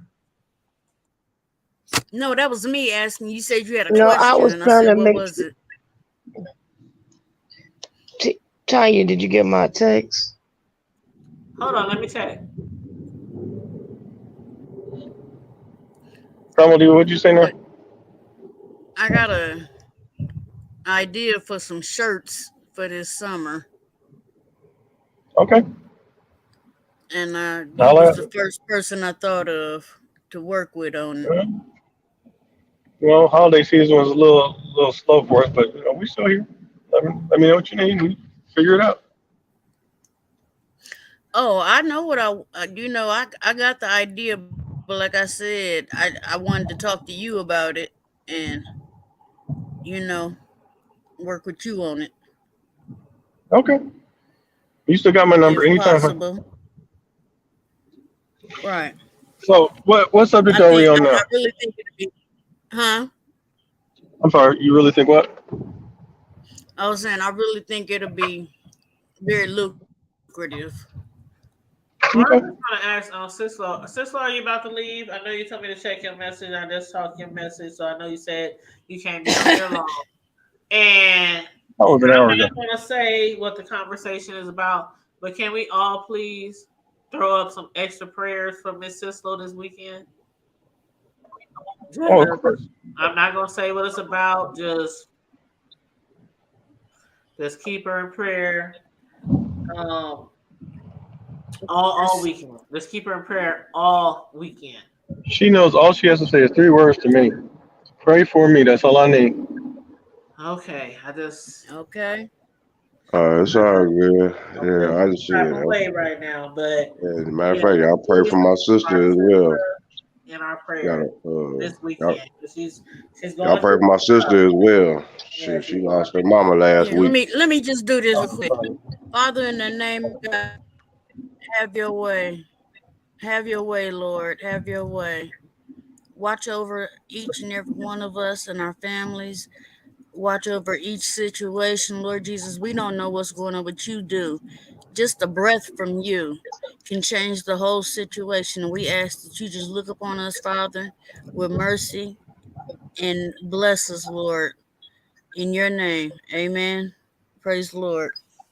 Amen. And Amen. Melissa sending love and prayers to Miss Sister. Amen. Thank you so much, everybody. I just had to stop and just interrupt and just say that real quick. I don't know how long she's going to be on here with us tonight, but we do love you. We do appreciate you, Sislo. You are like my sister from another mister. I know we always say that to each other, but we were just talking the other day. We can't believe, like, you know, if you are a YouTuber and you are like kind of affiliated or associated with the Bee Sector, one thing they say on YouTube is that you cannot make real friends on YouTube. And me and Sislo always call them out on that shit. We'd be like, yes, you can. If you're a genuine person, if you're a real person, best friends on Facebook. You can make some motherfucking friends on social media. And me and Sislo, she's been affiliated with us, and I don't even want to say affiliated, but she's been like our sister, our family for like damn near 5 years. And we met in the B sector of YouTube where they say you cannot have real friends. So I just want to put that out there that, yeah, you can make friends on YouTube and on social media, real friends, you know. But yeah. So Sislo, if you gotta drop off, I make people be my friends. Yeah, that's our sister from another mister. That's what I used to call her when we first met. My sister from another mister. All right, well, it is. We love you. I love y'all. Thank you for everything. Thank you for the prayer. I appreciate you guys. Oh, we love you. Not a problem at all. Anytime you Take need, it easy. You know we. Thank you. All right. You know, I'll say goodbye, so I'll just later for now. Ta-ta for now. Ta-ta's for now. Ta-ta for now. Love you on purpose, and ain't nothing you can do about it. Say goodbye, girl. Yeah, you trying to make me cry. All right. I know. I'm trying not to get emotional too. That's why I was like, just pray for her. I ain't saying what's going on. Just pray. Sure, because I'm trying not to be child. I'm child. And she'll probably mention it in our chat, in our group chat, what's going on to you know, because we talk a lot in our group chat. Curtis, why you ain't in our group chat? I don't know. Probably because I'm out. Y'all don't see me like I used to. No, I'm about to add CP to our group chat. What? You don't be kicking it with us. But I thought he's like one of the original Friday Night Live members. He should be in our group chat. Y'all want me in? I ain't begging nobody. He know what we had every Friday. He be busy sometimes. You know, he got a life. You know, we got to understand. I ain't got a lot.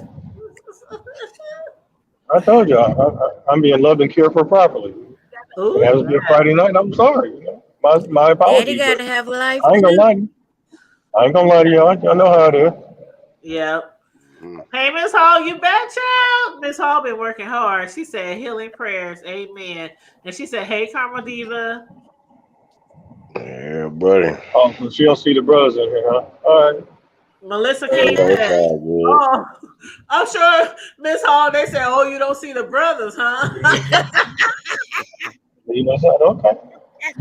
Don't do the brothers dirty, Miss Hall. It's all right. Melissa said I've been in and out trying to get back active over here, though. Melissa, yeah, we need you to be back active over here. You talking about in and out? Trust me, I understand. I had somebody. I did a I ruthless review. understand, Melissa. I'm that way about It's Facebook. hard. It's hard sometimes. Just being a social media. What do they call them? A social media. Or I just call them a commentator or, it's kind of hard sometimes when you have a lot of things going on in your real life. A vlogger? When you have a job, when you have kids, when you have, serious shit going on, maybe illness. grandbabies. When you got grandbabies. Gotta have babies. Right. It's kind of hard sometimes to always keep up with your social media. And I know people be talking to me like, you used to do 10, 12 TV show reviews a week. And you don't do those anymore. No, I don't do those anymore because I ain't got time to watch 10, 12 TV shows a week and write all my notes and watch the show several times to make sure I don't miss anything. Then come on YouTube and give an hour to an hour and a half TV show review. Like doing a TV show review literally takes like 2 to 3 hours per episode. You gotta watch the OGs. You gotta watch the show. Then you gotta rewatch the show so you can take your notes. Then you spend like an hour online reviewing the show. It's like a 2-3 hour process every episode. So I really don't have time to do that anymore, but I'm trying to at least do some of my favorite shows that people really like us to do reviews on, like Ruthless. We came live last night. Grandbaby here yet? Girls, me and Sislo and who was it? Me, Sislo, and Tia. Yeah, it was me, Sislo, and Tia last night doing a Ruthless review. But yes, so we try. But Melissa said Tony and I have done a couple of lives, but we trying to get back consistent. And again, it's hard. It's a lot of things going on. Christmas just passed. New Year's is here. People been busy. Doing a whole lot of shit. It's understandable. But I did say that everybody who I'm affiliated with who wants to really get their YouTube channels popping this year, we there. I don't care who you are. If you start a channel, we are there. Let us know. Send us the link. We'll support your channel. We'll share your channel. We'll tune in for your lives. And Karma Diva, Sislo, and Bro, I've been telling y'all, we there.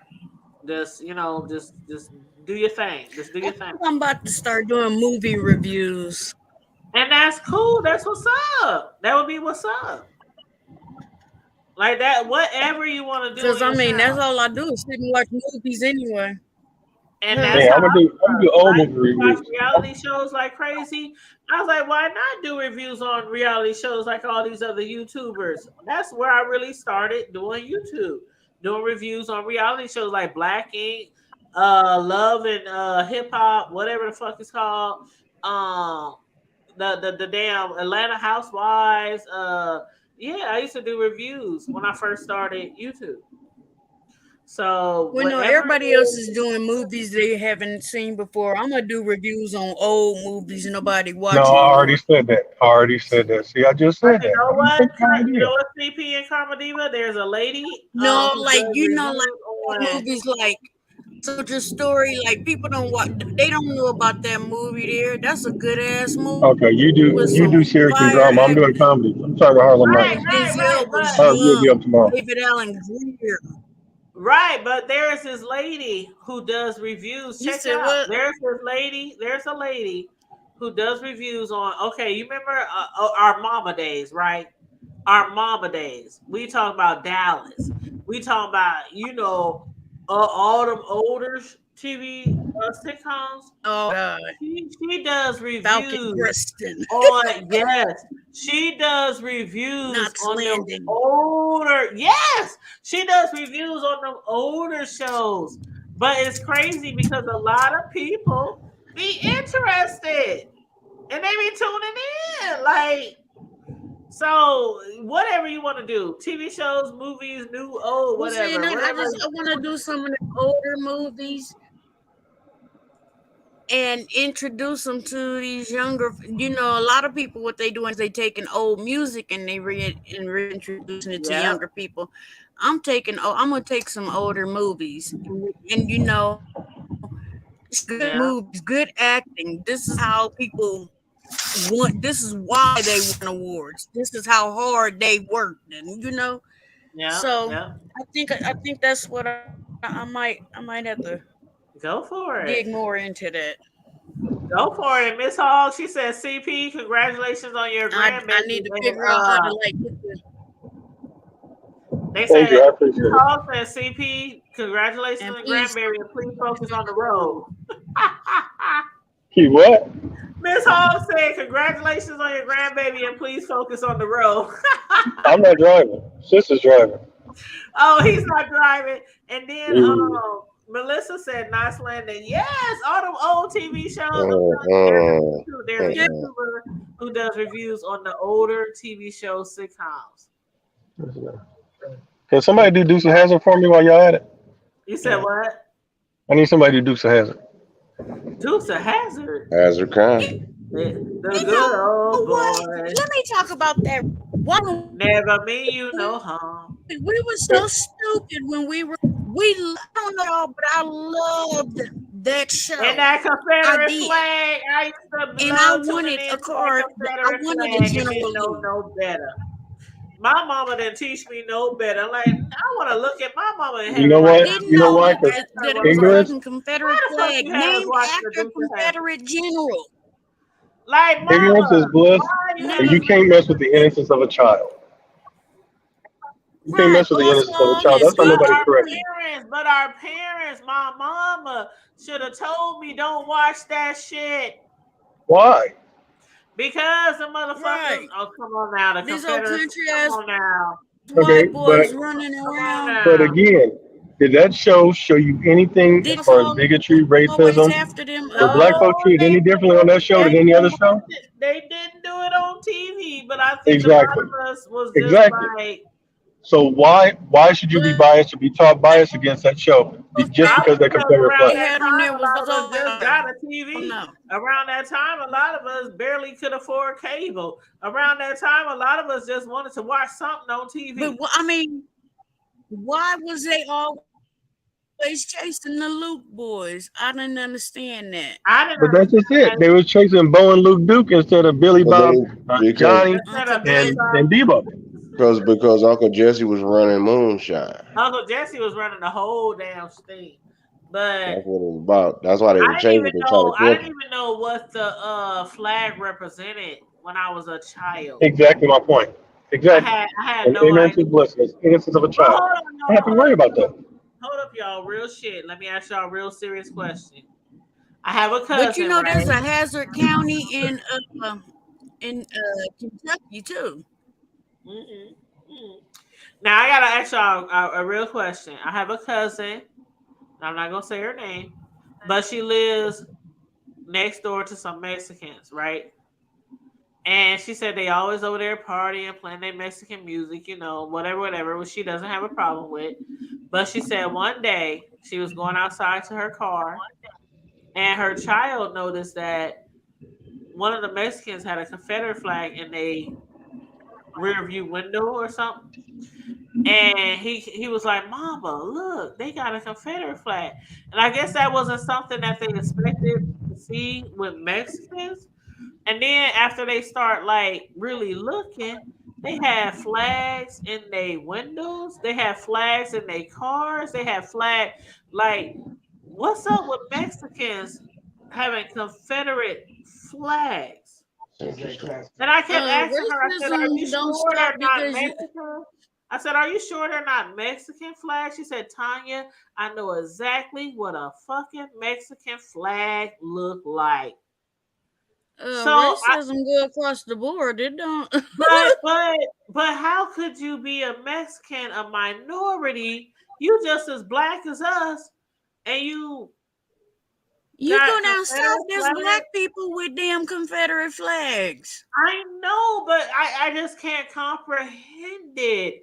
We up here in the Midwest, we up here in Omaha, and we got Mexicans who got Confederate. That's because we got good.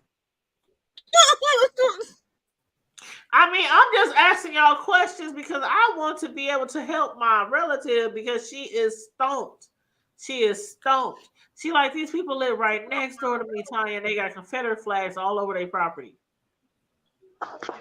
And I'm like, she's like, so are they telling me that they don't like black people? Or are they telling me that they don't like, how can you be Mexican and not like black people in America? I just don't understand it.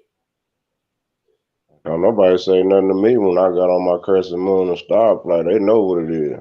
I'm just trying to help my relatives, y'all. I'm just trying to help my relatives. Oh, tell her to put one of them up. Tell her to put one of them up, especially the big bright one. She did. It don't matter what set it is. Sunni, Sufi, it don't matter. Put up a big ass Islamic flag, and I guarantee you, they're gonna shut that shit down immediately. They ain't gonna say nothing. Melissa said Roscoe P. Coltrane. You know who we call Roscoe P. Coltrane? I know. You know who we call that, right? I know. Yeah, that's my oldest brother's nickname. We got a homeboy. Yeah.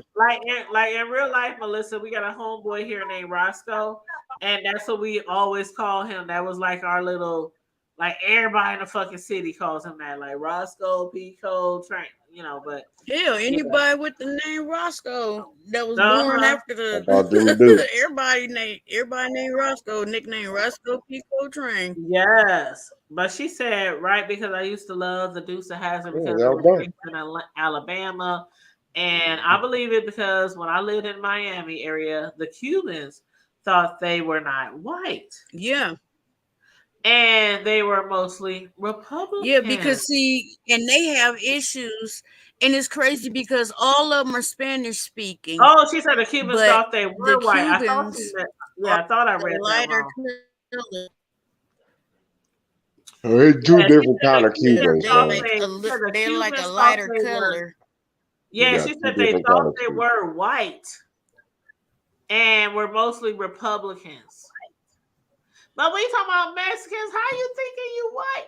What the fuck? Yeah, you doing? I mean, they still don't want your ass over here. They still down at the motherfucking you know, I put it like this. It's but you screaming Republican, and then the motherfuckers who don't want your asses to jump that gate. How? Why? Well, you know what? I'm gonna say it like this. It's the same things as the certain Cubans. That's the color. Every culture. It's in every culture. Because think about it. That's just like the light skin, dark skin shit we got in our culture.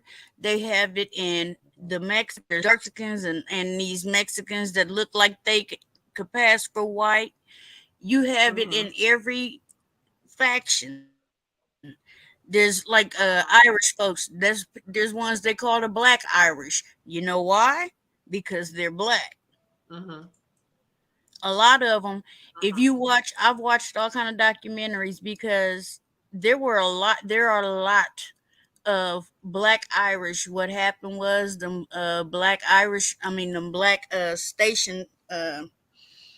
Them army men were over there doing like the World War I, World War II.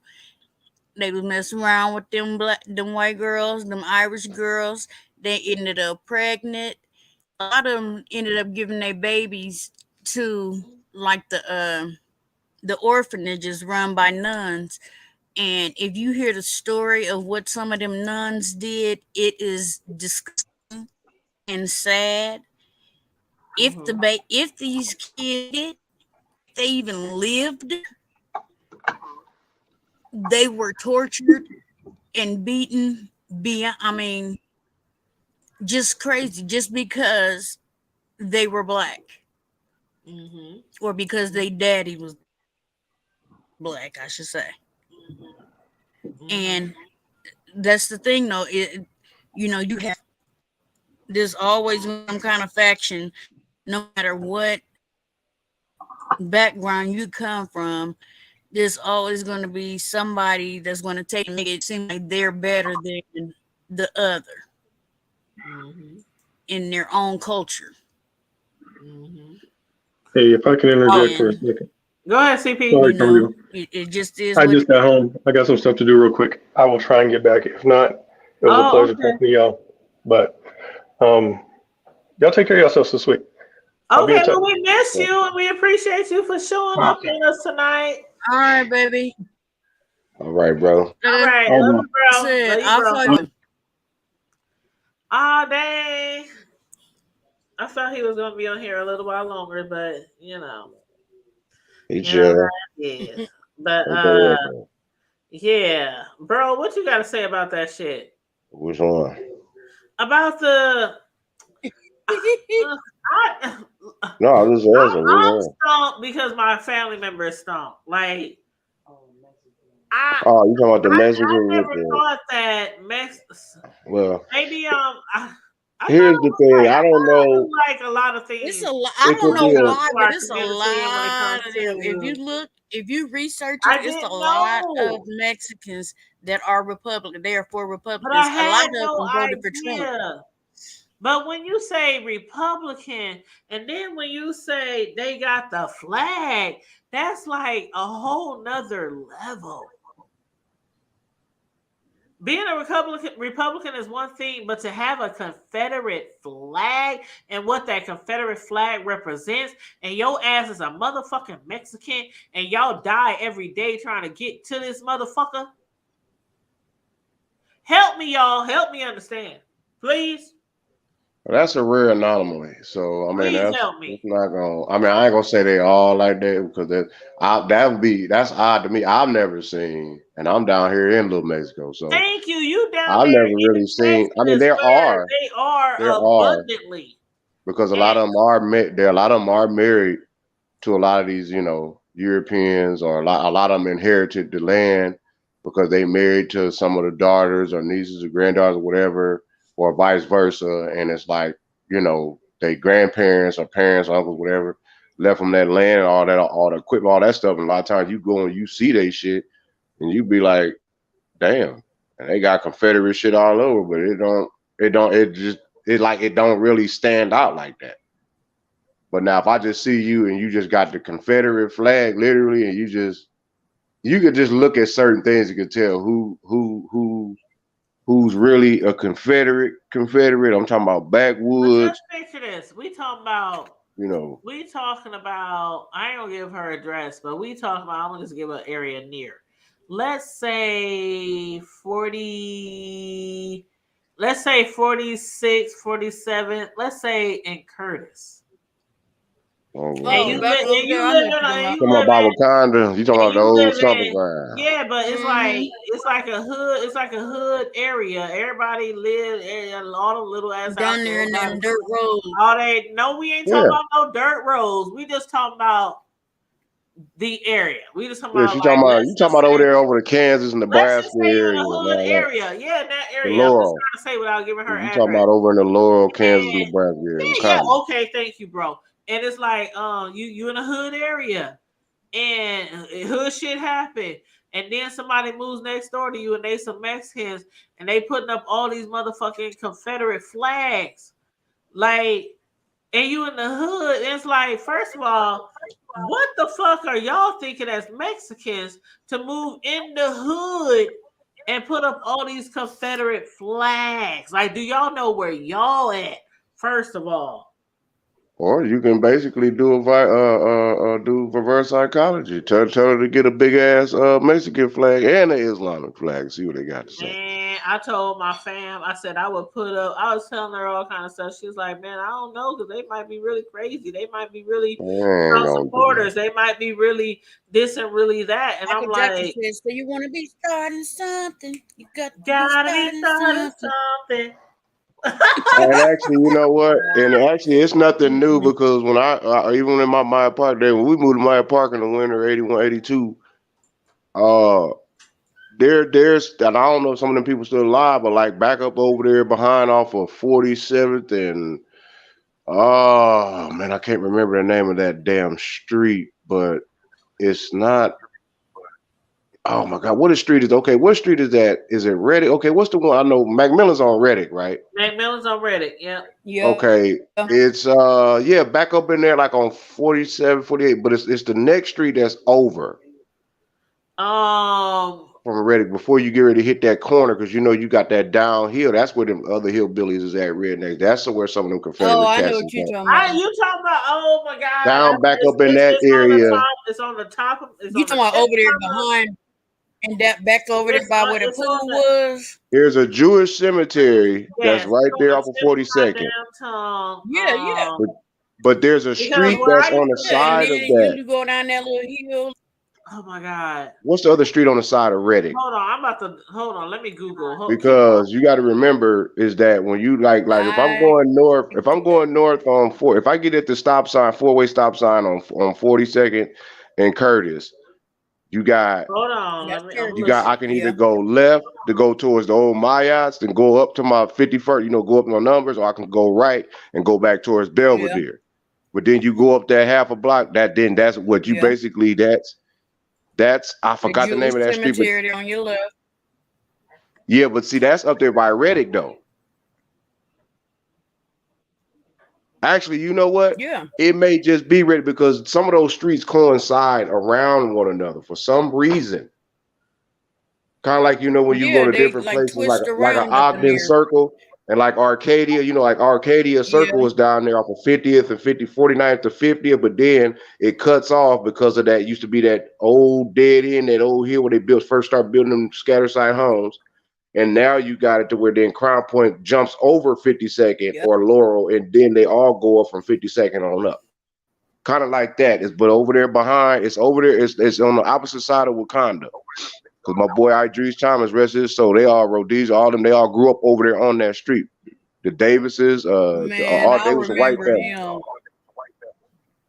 Are you talking about Bowman, bro? Crown Point is on 40. It's something, it's something like that. Bowman. Okay, over in there, when you go up from Curtis and go over to like Bowman, and then you go around that corner, coming back up. You go north towards the cemetery. Exactly. See, that's a cutoff. Because my boy Brad Daggins had bought a house over there years ago, and it was literally in front of that Jewish cemetery on the back end. But you keep going back, you going up towards Wakanda on that street. Yeah, because if you go back to that back roads where it's nothing but rock driveway. I'm telling you. Yeah, that's them boys, man. 46 and we used to stay off of 46 and Curtis, and it was on a dead end, and that dead end street was Bowman, and it was nothing but fields going off into the little rivers before you get to the cemetery and things like that, where all the deer be and all that. Yeah, that's because around the corner, because you got to think though, man. See, that was over behind the Mayas, because I remember it was some farmers over there. There was a man named Farmer Dan. He owned a lot of that, but over there, all that, they had farms and livestock over there. A lot of them cats, I used to, man, until my mama and them found out that they now ain't shit over there. All them businesses that used to be over there back in the day. That wasn't no businesses over there, sis. That was straight up. No, those were farmers, and that was back up in the hills because they used to ride their horses on them trails. Look it up on Google, because see, I worked in real estate a long time. So I was always one to look up everywhere, every neighborhood, houses. I mean, I've always been like that. So when I moved into that area, the first time I went down into an area where I knew I shouldn't be, I started doing a little research. And even recently, I started doing a little research in that area, and all those companies, all those farms that used to be there, they are not there anymore. He owned all that land behind. It's deserted areas. There's still houses off up in there, but ain't no companies like it used to be back in the day. I know what side you talk about with that, but the one I'm talking about is the one like, okay, you know what Wakanda at is too, right? When you get to the 4-way stop. Yeah, and you take that right. I know exactly what you're talking about. Yeah. And then you go on down that little dirt road. I know exactly what you're talking about. That road takes you all the way to the bottom of the old Maya Park entrance. Yes, that's what I'm talking about. Ain't nothing there. It's a few houses. Sure. It was always houses over there, right?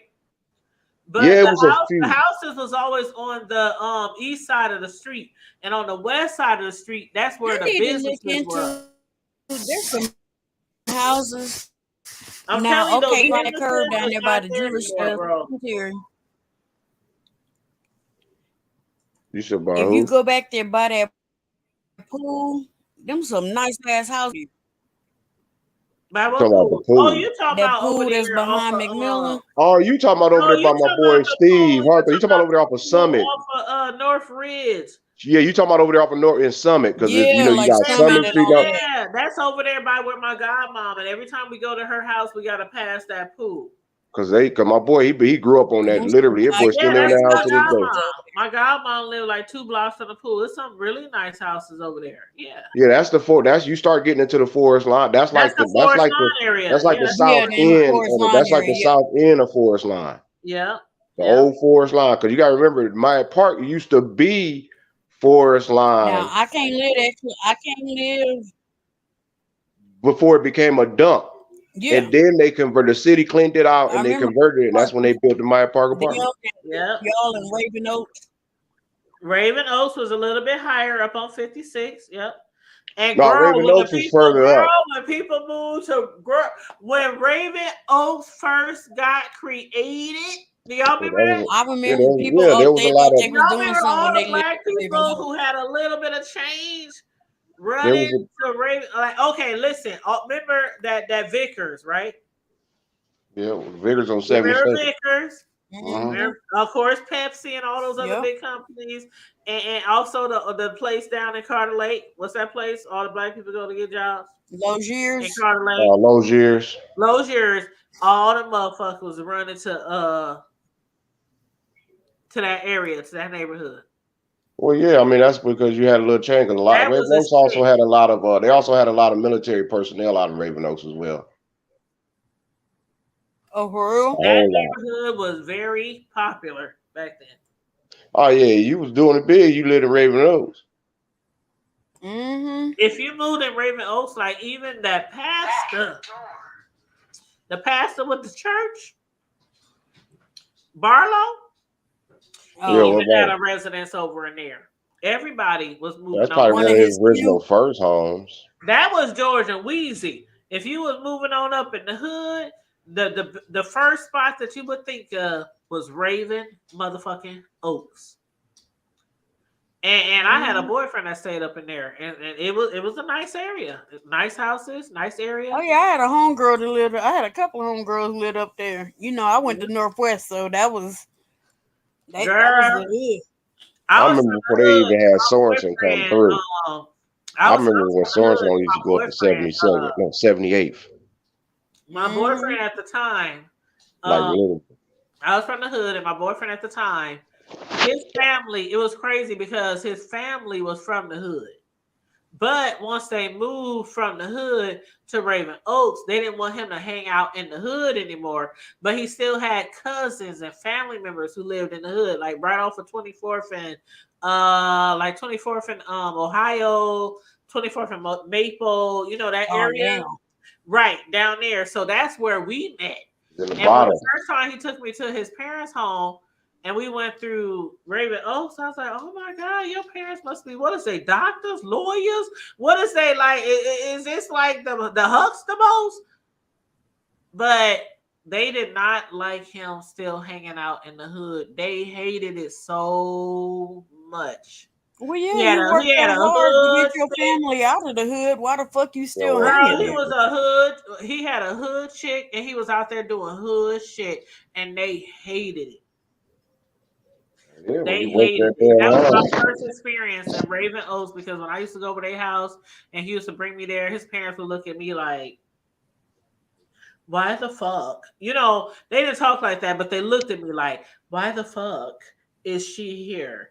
That's how they looked at me, even though they might not have talked like that. Like, the fuck is you bringing this girl here? We done move you from the hood to the motherfucking, like, why the fuck? Well, you know, we get a Raven little Oak change and was the shit. They ain't the shit no more. It's just another fucking, you know how it go, like how they moved all the motherfucking project people to the west side. And then That shit was eventually, funny to me. Okay, and then eventually, after so long, that Yeah, shit start looked tearing just that like shit the up. hood. Yeah, that's how Oh, Raven. that was Especially out there by serious. the red. What was the name of that damn apartment complex out there off of 102nd that they moved all them niggas over there? They tore that shit up. That's the one that we was The doing Fox Hill? No, commentary on. It used to be Fox Hill. Oh, They the moved. Fox Hill and No, Tudor Heights. Fox Hill and Tudor Heights. no. I'm talking about off of 100 by the rest road off 102nd and Blondo. When Oh, you talking about they them? they were the newer ones that was built on the side of the interstate before Lion's they. Head or something like No, that. Lion's Head. That's it. Lion's Head. That's no. it. They It right was off Lion's the Head. interstate. Like if you driving on the interstate, you see them right there. That's Lion's Uh-huh. Head. Yep. You sure that's Lion? I thought Lion's Head was off 108th. That no. I think that was Lion's Head. I really Lion's did. Head, because my cousin used to live there. Lion's Head. They used to have the big ass windows and everything. It was like the newer they did because they look like, you know how when they first built the scatter joints down there off of 17th and Grace, all that, them newer ones. Mm-hmm. That's how the material on the apartment. They look like them apartment buildings that's over there off of Irvington, over there off of Sorensen, the Irvington Road. That what them apartments usually look like out there. The originals out there off 102nd by the rest road, and they I'm moved them telling you niggas. this. I might not recall every name of them apartments out there, but I can recall how nice they used to be till they start shutting all the projects down and moving all them motherfucking Yeah, there's a whole lot of shit black going folks on out there. there, and they was all happy. Oh, I'm living out. Oh, yeah, I got these nice apartments. And it wasn't just the apartments; it was the houses too. People living in these 3-4 nice bedroom houses, split level, 2 bathrooms, garage. Nothing. Man, when they start moving them motherfuckers to Millard and Ralston, girl, I was cracking up. Next thing you know, the white Yeah. folks running. Put their ass out there. Nigga, where you stay? I live off 148th and W. They was tearing up all that shit. No, They for was real. tearing up. If they That wasn't was tearing Section it up- 8. If they wasn't tearing it up, then their kids was tearing up, or their boyfriends. They who start should've been moving out living there to was out there tearing by it up. the Target on 132nd and what's that, Maple? Maple. Yeah. 132nd and Maple. I remember when 100 and actually was it 4th And Street? them is I'm talking about the damn trailer park. They was moving them out there too. That was off of 130. So the trailer park is there too, right down the street from the Target. Yep. Yeah. I didn't know that they was moving people from the hood in the trailer park, girl. Yeah. That trailer park's still out there too. I did not know they was moving people. They moved some of them down on 16th Street too. Now I there's know a the trailer park was there. I just There's a did trailer not park know out there that by they Cherry was Hills moving. off 108th, right there on So the they side. were moving people from the hood, from the bricks to trailer parks. Shit, they I nicer. thought they all was going to apartments and scatter sites, like Section Okay. 8. Well, shit. If you got some mobile homeowners and manufacturer homeowners that take housing in Section 8, shit, yeah, Oh move your ass on over there. wow!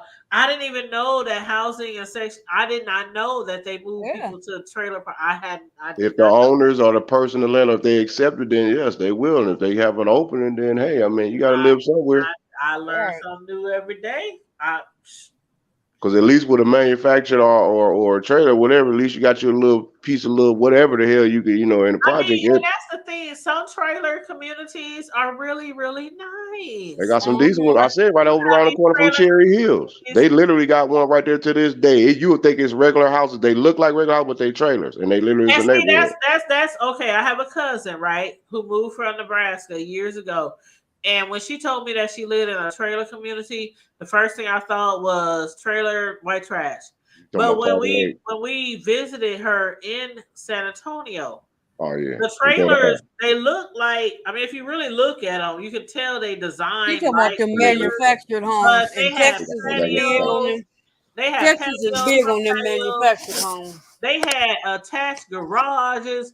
I'm like, this is your trailer you was talking about? She had like 3-4 bedrooms, 3 bathrooms. I mean, you walk up in that shit. They had the my cousin's house is like that down there. Vaulted ceilings. I didn't know it was a fucking trailer until she told me, and that bitch was laid. She had vaulted ceilings. She had vaulted ceilings in a trailer house, and I was like.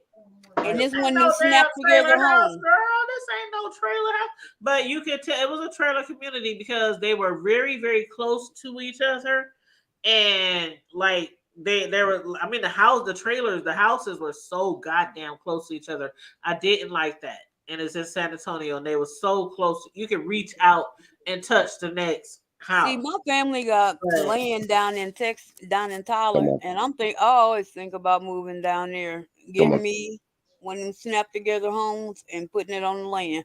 See, I don't want no That's snap the best together bet. home, not down there. Shit, you know them tornadoes come through and unsnap your shit. Like, Tornado. No, I done seen snap tornado. I done together seen home tornadoes snatch out a full-fledged concrete brick building. That's what I'm Solid. saying. Right. Don't give me no snatch together home. I Snatch need together, they'll get They snapped. rarely have They could. I done tornadoes seen down in brick. I Tyler. done literally seen a brick building collapse, get snatched up like twigs, like a damn in That's a what I'm manufactured saying. home That's didn't why go I said. nowhere. That's why I said I don't want no snatch. But I'm talking about the manufactured home across the Yeah. street didn't even get touched. But the Carmelita, building we across don't the need street, you with some bricks where the coyote can't come and huff and puff and blow your No, shit if down. anything, I'm gonna be scared of them damn wild pigs, them No, wild we need boars. you some talking about the wood. feral hogs? Yeah, you can hunt them. All you gotta do it if you And know the somebody that's snakes, good. and the snakes, child. Yeah, no, they'll pay you for it. As long as you collect them tails. Yeah, you can get down here. You can pop them. You can hunt them and No, pop them things. hold up, bro. Now you know there's a TV show about this black dude and this white lady who actually catch snakes. So is that and Yeah, they get that paid for it? Is killing that it. really a thing down there, bro? Can you really get paid What's to that? catch Yeah. like snakes and Uh-huh. alligators and Yeah. Heck yeah, because that people pay for that. I mean, you got to think this. Yeah, because feral hogs are like the feral cats. Once they start populating, it's almost impossible to stop them. Because when I the say snakes and gators and everything, y'all really pay people to catch Yeah. those damn things. you damn right. Because And who they else? tear I up mean, the because whole a yard. feral hog will disembowel you. Yeah. If a feral hog see you, he's not stopping. He going straight for the gut area. He don't give a damn if you male or female. He going straight for the gut, and he gonna tear your ass up. He gonna hook you with them tusks, and he gonna get the munching one. Don't fall around no feral hog, cause you just good as hog shit. But alligators and snakes, yeah, hell yeah, they pay, yeah, because you got to think. I mean, some people like that is like, for instance, like turkey leg hut. A lot of folks don't know that's what he do. He said we cook it all, we eat it all. Alligator, they serve stuff, shrimp stuff, alligators, and they be going to them alligator farm, all that, get them little baby gators and all that. Yeah, they smoking them, all that, gut them, everything. So yeah, they do all that. Snake, you got snake catchers down here. Yeah, people, because shit, I mean, everybody ain't bold. I mean, it takes a special person to know how to go and catch a snake, or can just look in the grass in the middle of the night blindfolded, can tell what kind of snake that went through the grass type shit. I mean, you gotta have somebody know what they grew. That means because they grew up around in that type. Oh, my granddaddy, my great granddaddy, my uncle, and them, they had, we had all this land. Most people down here I met in Texas in the last 12 plus years, I can tell you right now, most of them that actually do stuff like that, I know that because they grew up like that, literally. Because at one time they'd show me, oh man, all this used to be my grandparents. Before they start building over here, we had like 1,500 acres. Now it's down to the family, maybe 200 or 300, and it's split between, all that. I remember. And that's the way my family's land is. Like, we used to have, acres and acres and acres of land. I hate my mama and moved out here, man, when I was younger. Shit. And now it's just a few family members who got a plot here, a plot there, and that's it. And other people done came in and started, building up on the land. And they might also sell some of that shit. Not saying your family, but a lot of people, they get that shit handed down to them. Most of our black folks, we sell I remember when my great grandma, I remember, like, what's this, 2023, probably about 15 build no more land years ago, the house that my great grandma lived in for all them years till she moved up in here and died. She left her house still down there. One of my aunties took it over, and I remember, like, they didn't even get a fucking bathroom till like maybe 15, 16, 20 years ago. They didn't have a bathroom. They still had an outhouse. I remember when my mom told me, she was so excited. Like, she was like, great grandma house, they got a bathroom. They put in a bathroom. Like, they still were using an outhouse. Like, where the fuck they live at? Girl, this is in Coldwater, Mississippi. Mm-mm. And look up Coldwater, Look Mississippi. up Coldwater Mississippi on the map, and you won't even find it. I mean, it's literally. I mean, it's on the map. But I'm just saying, it's It literally ain't on no map till you get to Mississippi. right. It's like hundreds of people who live there. You know, hundreds. But yeah, Coldwater, Mississippi, is almost on the border near Memphis. It's really close to Memphis, but on the Mississippi side. And it used to be farther from Memphis years ago when years and years ago before we even thought of, but it kept flooding. So they actually picked up the whole fucking town and moved it closer to Memphis, but still on the Mississippi side. Yeah, that's the Holland Spring area. It's a hop, skipping away from Memphis, but it's also a very, very, very small town. And my great-grandmother, her house has been there for like 50, 60 years, if not longer. And they never had a toilet. They always had a outhouse. And my mother used to tell me the stories about, man, if you went outside at night, she said she used to cry. She said, I hate going over at my house. So I used to cry because I had to walk in the backyard all the way to the bathroom. And you didn't know if there were snakes out there. You don't know that. Rats, I mean, there's all kind of wild animals. And so even though my mother was living here and later on in her life with all us grown children, she was so moved that she finally got an old dog or something. You was good. Yeah. You old dog.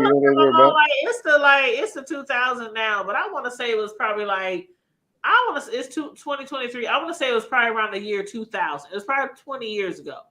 And I'm like, what? They finally getting a bathroom? She never had a bathroom? You'd be surprised. What? It's the year 2000. You know, back then it's the year 2000. Well, she ain't got no goddamn bathroom in the house? Come on now. Y'all fucking playing with me. My mom I can honestly say I done been through some country ass places in Texas, Arkansas, Louisiana, Oklahoma. I ain't never had to go in no outhouse. I can honestly say that. Girl, when I tell you that motherfucking house, like my auntie who lives there now, she was the one who got the toilet and everything, the plumbing installed. She did that all by herself. When my great grandma moved up here to Omaha, and like trust me, that cost some money because she had to have the pipes installed. Yes, my great grandma moved up here like 30 years ago, maybe longer, because she was sick. And she moved up here with my grandma and my grandma's sister, and they took care of her till she passed away. But her house was still down there in Mississippi, uncared for. So one of my aunties moved down to Mississippi because she didn't want the state or the city, to take the property. Yeah, probate that shit quick as you can blink. She wanted to keep it in the family, but when she moved in, when she moved in, it had no restroom, no nothing. It was just like a shack. It was literally like a shack of a house. And my auntie moved in, she got the house. I mean, what she has done for the house, she made it like a it's kind of like a what do you call it? When you go to see places and they got all these pictures, what the fuck am I thinking of? A museum? Yeah, she made it like a museum. Thank you, Karma Diva. She made it like a museum. So if you were to go to my great grandma's house now, it's pictures. It's like it's like a museum when you walk in there. That's what she made my great grandma's house into. And I just hope that because my auntie Marie, she's getting up there in years, so I just pray that once she passes, there's something historical happening. Yeah, I pray that somebody else will still keep the house and the land in the family, because you know how we are. Because there ain't no more land being built, so you know how we are. Got it, better keep it. Because the first thing we do is always want to sell shit, and Thank you. That's why I said you know how we are. Land is your most valuable resource on the planet, and if we don't, other people stop, we don't stop selling our. Well, it ain't too many of the big mamas left anyway, so. Right. And the black families that do got a shitload of land, some of them are starting to smarten up. Like, I'm not selling this. Why? Yeah. Why you need to sell? I mean, that's the key. Because who the hell wants to live in a fucking apartment? Or got to pay somebody else's house note every damn month because I want to live in a nice big house. Paid for. She was like, it's paid for. Ain't no mortgage. Ain't no debts. All exactly. You gotta do is pay light and gas. That's it. And utilities. Keep the house up. And that's what my auntie did. And And I just annual pray property that tax. after she passes Right, away, your because annual she is, taxes.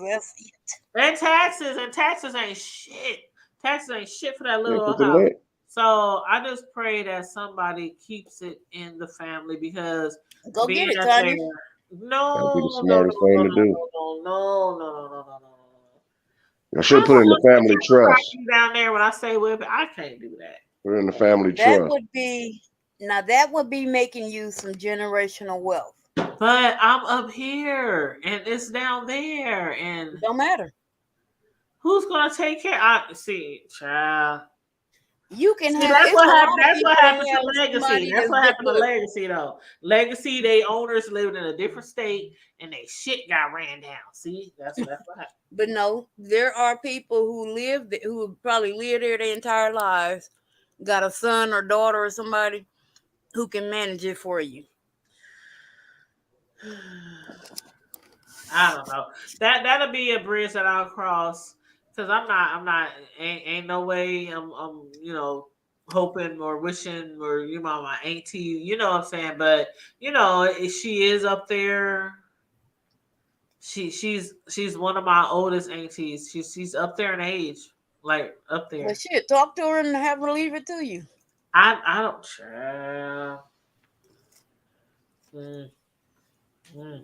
Because probably ain't nobody else thinking about it. I really don't think so. Until it's too late. Right. Because people, they're not going to do it. It's just like gentrification. They'll let us keep tearing up the doggone neighborhood until it's totally divided, and somebody, a developer, come in there and buy for pennies on the dollar and turn around and scatter side and move our asses out and bulldoze it and develop it and put some people over there to where you can't even afford. You grew up on that same plot of land, or you lived in that same house, growing up in that neighborhood, in the same neighborhood. They done took a row of houses, and you can't even afford to live over there, and you was born and bred in the city. Right. North Omaha speaks volumes of that. Yeah, there's certain places that I grew up. I grew up shit that some of that property over there in the old Meyer Park area, some of them houses over there high as hell. Yeah. Where in the world I pay that for them goddamn paper like plastic ass? Thank you. Like all those houses, like, bro, you ain't even lying. Those like on Curtis Street. On Curtis Street. You know when you come off of Sorensen, you hit Sorensen and you hit Curtis and come around that bend going towards Wakanda. All them houses over there, shit. They all made from that cheap ass wood and shit. Like, they ain't even real. That's synthetic. They threw all them houses up like back to back to back. They just threw them up in the air. Just threw them up. And you can tell they ain't worth a damn, but they put a nice pretty penny price on them mugs. They sure did. Once they put Sorensen right there, right. that's all they had to do. They all right. I mean, interstate. But see, the thing is, your house could be worth $5,000, but for them to put a fucking interstate right near your shit, that what made the property value go up, even though your house ain't worth shit. So that's what it was. A lot of that shit, the property value went up because of Sorensen Expressway. Oh, you know what? We was talking about neighborhoods where people moved on up. We forgot one. Which one? Motherfucking Cunningham Lake.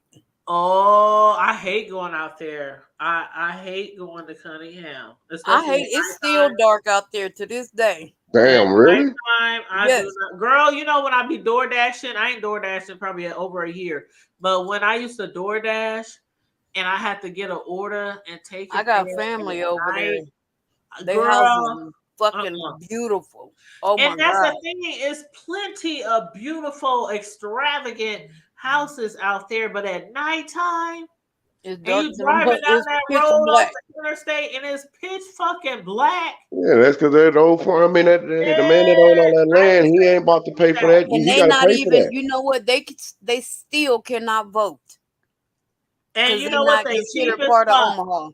And they cheap as fuck. Because you out there with a $500,000 house or more, and you order some DoorDash, and you giving a $2 tip, and the restaurant you order from is way on Dodge Street. So motherfuckers got to drive from Dodge Street all the way to Cunningham Lake to bring your I knew. motherfucking food, and you want to pay like a $2 tip. Them Yeah, motherfuckers my over son there is used to cheap. complain about that. I'm sorry, but them mother, and trust me, I did DoorDash on and off for like 2 years. Them motherfuckers in Cunningham is cheap as fuck. They do not like the tip, and they know they stay in the boondocks. Don't nobody be wanting to deliver shit over there, especially at nighttime. People get murdered over there. Shit. People get murdered over there. Shit. I'm telling you, I be riding through there with my shit like close by. Shit at the Like, damn my mall. shit be sitting right on the seat. Like shit.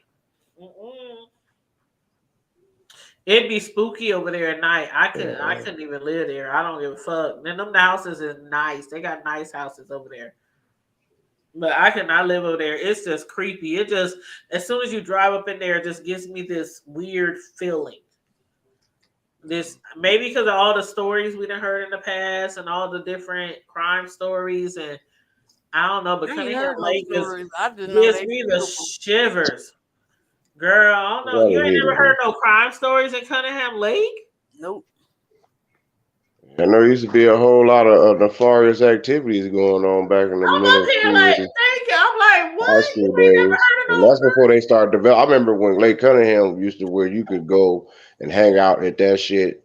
You can hang out at that park all hours of the day and night until back in the day. Yeah. Until the little homie I went to Nathan Hale with him. He ended up going to Northwest. He ended up getting killed out there. Sean, what is that boy name, man? His house was literally around the corner from Nathan Hale at the top of what is that 60th?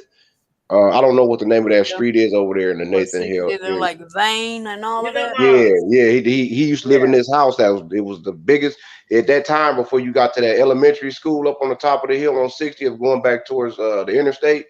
Yeah. Sean, they had it was like a mint green ranch home. It was literally in the middle of the top of the hill. Well, anyway, yeah, he got killed out there in Lake Cunningham, man. Boy, it blew that boy head off. There's no reason. Just they was out there trying to prove a point, man. Sean wasn't out here doing nothing. He was out there with his girlfriend, man. And them niggas went over there and shot that boy up, man, and blew his head off, killed left and right there. And ever since then, when they did that, his parents pushed for that. They started shutting Lake Cunningham down. You couldn't that shit after like 9 o'clock. They was closing the gate. I'd be back in the day. I used to go out there at 11, 12, 1 o'clock at night, just chill, just listen to the water and just chill out. Now, shit. I mean, I don't know now, shit. Well, I don't know. I mean, now it ain't even a Dodge Park now. Now in 2023, I never ain't been with no Dodge Park. Now in 2023, I don't know, but I know back in the day it was murders in Cunningham Lake, and Carmelita, I'm surprised you never heard of the shit. There's a lot. Plenty of cats that got hit out there. There's murder all over Omaha. So no, but I'm just saying, like. Carter Lake had the most bodies before they renovated that shit. Right. I'm just saying it was like a lot of shit going on up there. It was like a lot of shit going on up there. Like, no, fuck that shit. I feel you. And then that place reminds me of the place where they found Amber. That just reminds me of. Yeah, she was down there, and I think that was. I know, and it's like too far from where they found Kenyatta. I know. Okay, so now you want to talk about ain't no never happened there? What you do, girl? No, I thought they found Kenyatta over in I thought they found her over in like no,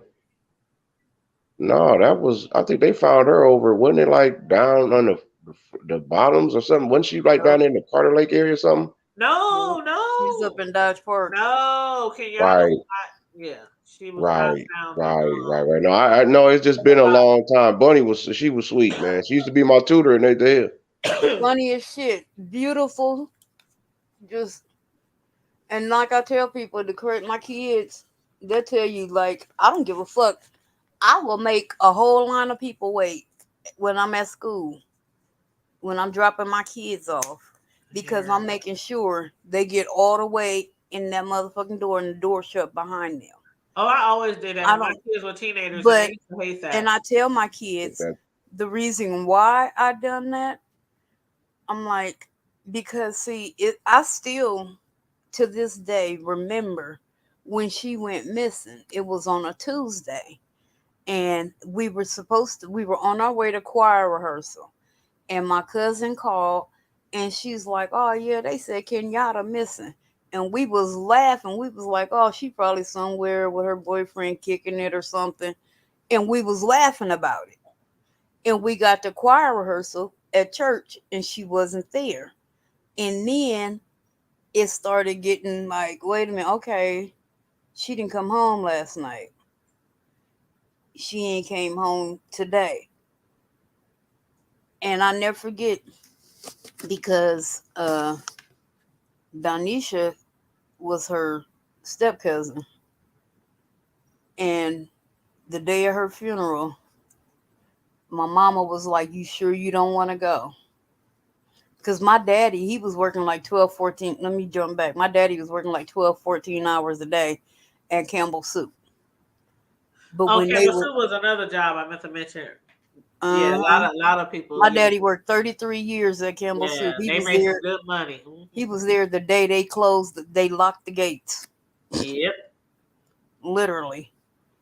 But they was working all them hours. But then, he grew up with her mama and stepdaddy now.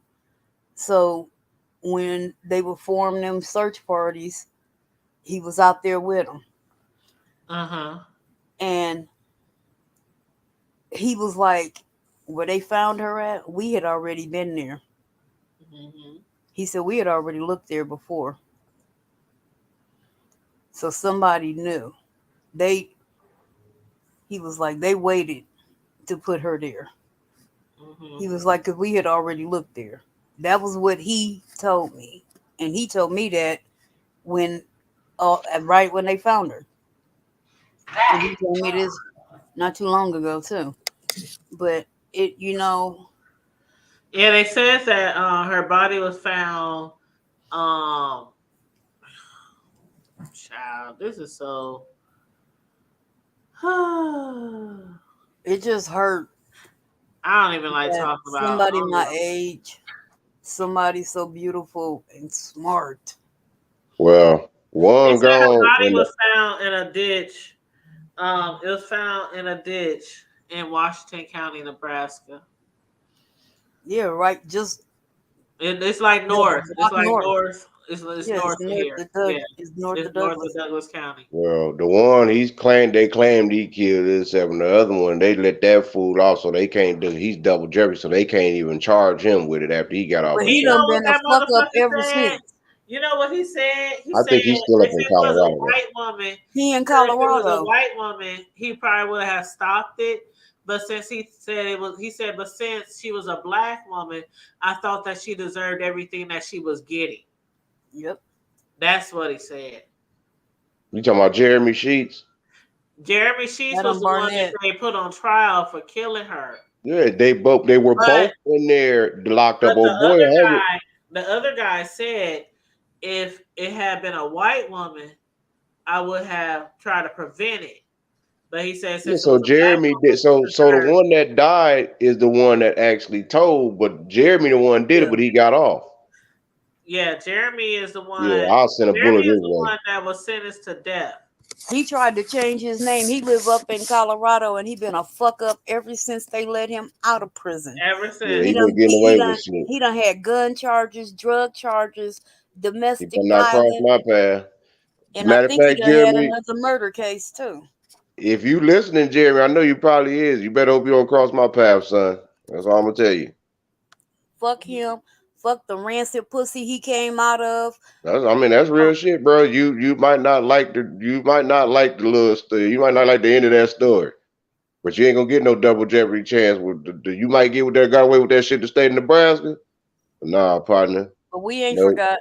Yeah, ain't nobody gonna forget nothing, Nick. I'm just gonna ask you what how you want it. You want to get beat? You want to get beat till you pass out, or do you just want to feel something real hot, loud, and quiet and quick? Which one you want? Fuck around, cut your ass anyway. Let's torture his ass for a while. Nah, ain't no whooping no asses.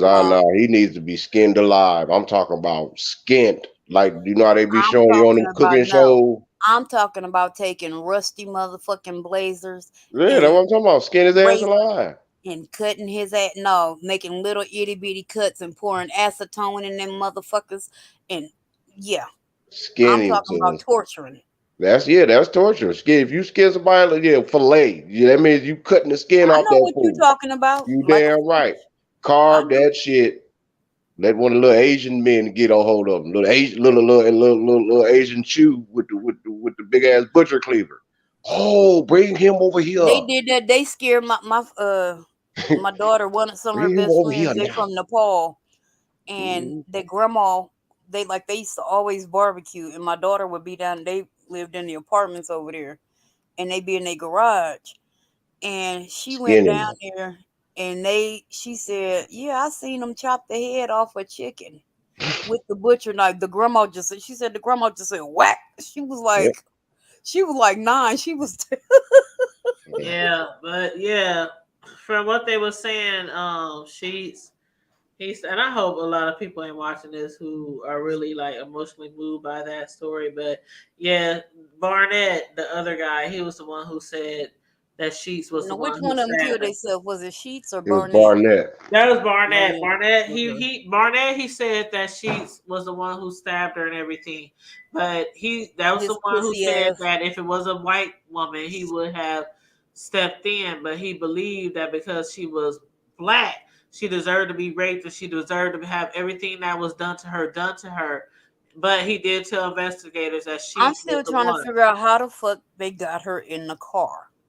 I don't either because she didn't. It's not like they Exactly. were besties. It's not like there was people Right. she hung around every day. Like I would never get in the car, so I'm thinking that they probably put a gun on her. And That's matter the of Not fact, right out there. Not I think right in that's front of what they everybody. said. Yeah, I think that's what they said back in the day that they must have put a gun on her, or maybe somebody or a came knife or behind something. her, or a Because knife I and can't forced see her. her just getting in the car with them. No. And then she just ran out to the car to get some homework or to get Right. something. She just ran out to that get her she notebook. Right, to get something out the car real quick and run back in the house, and you just not in the house but in school, and you just jump in the car.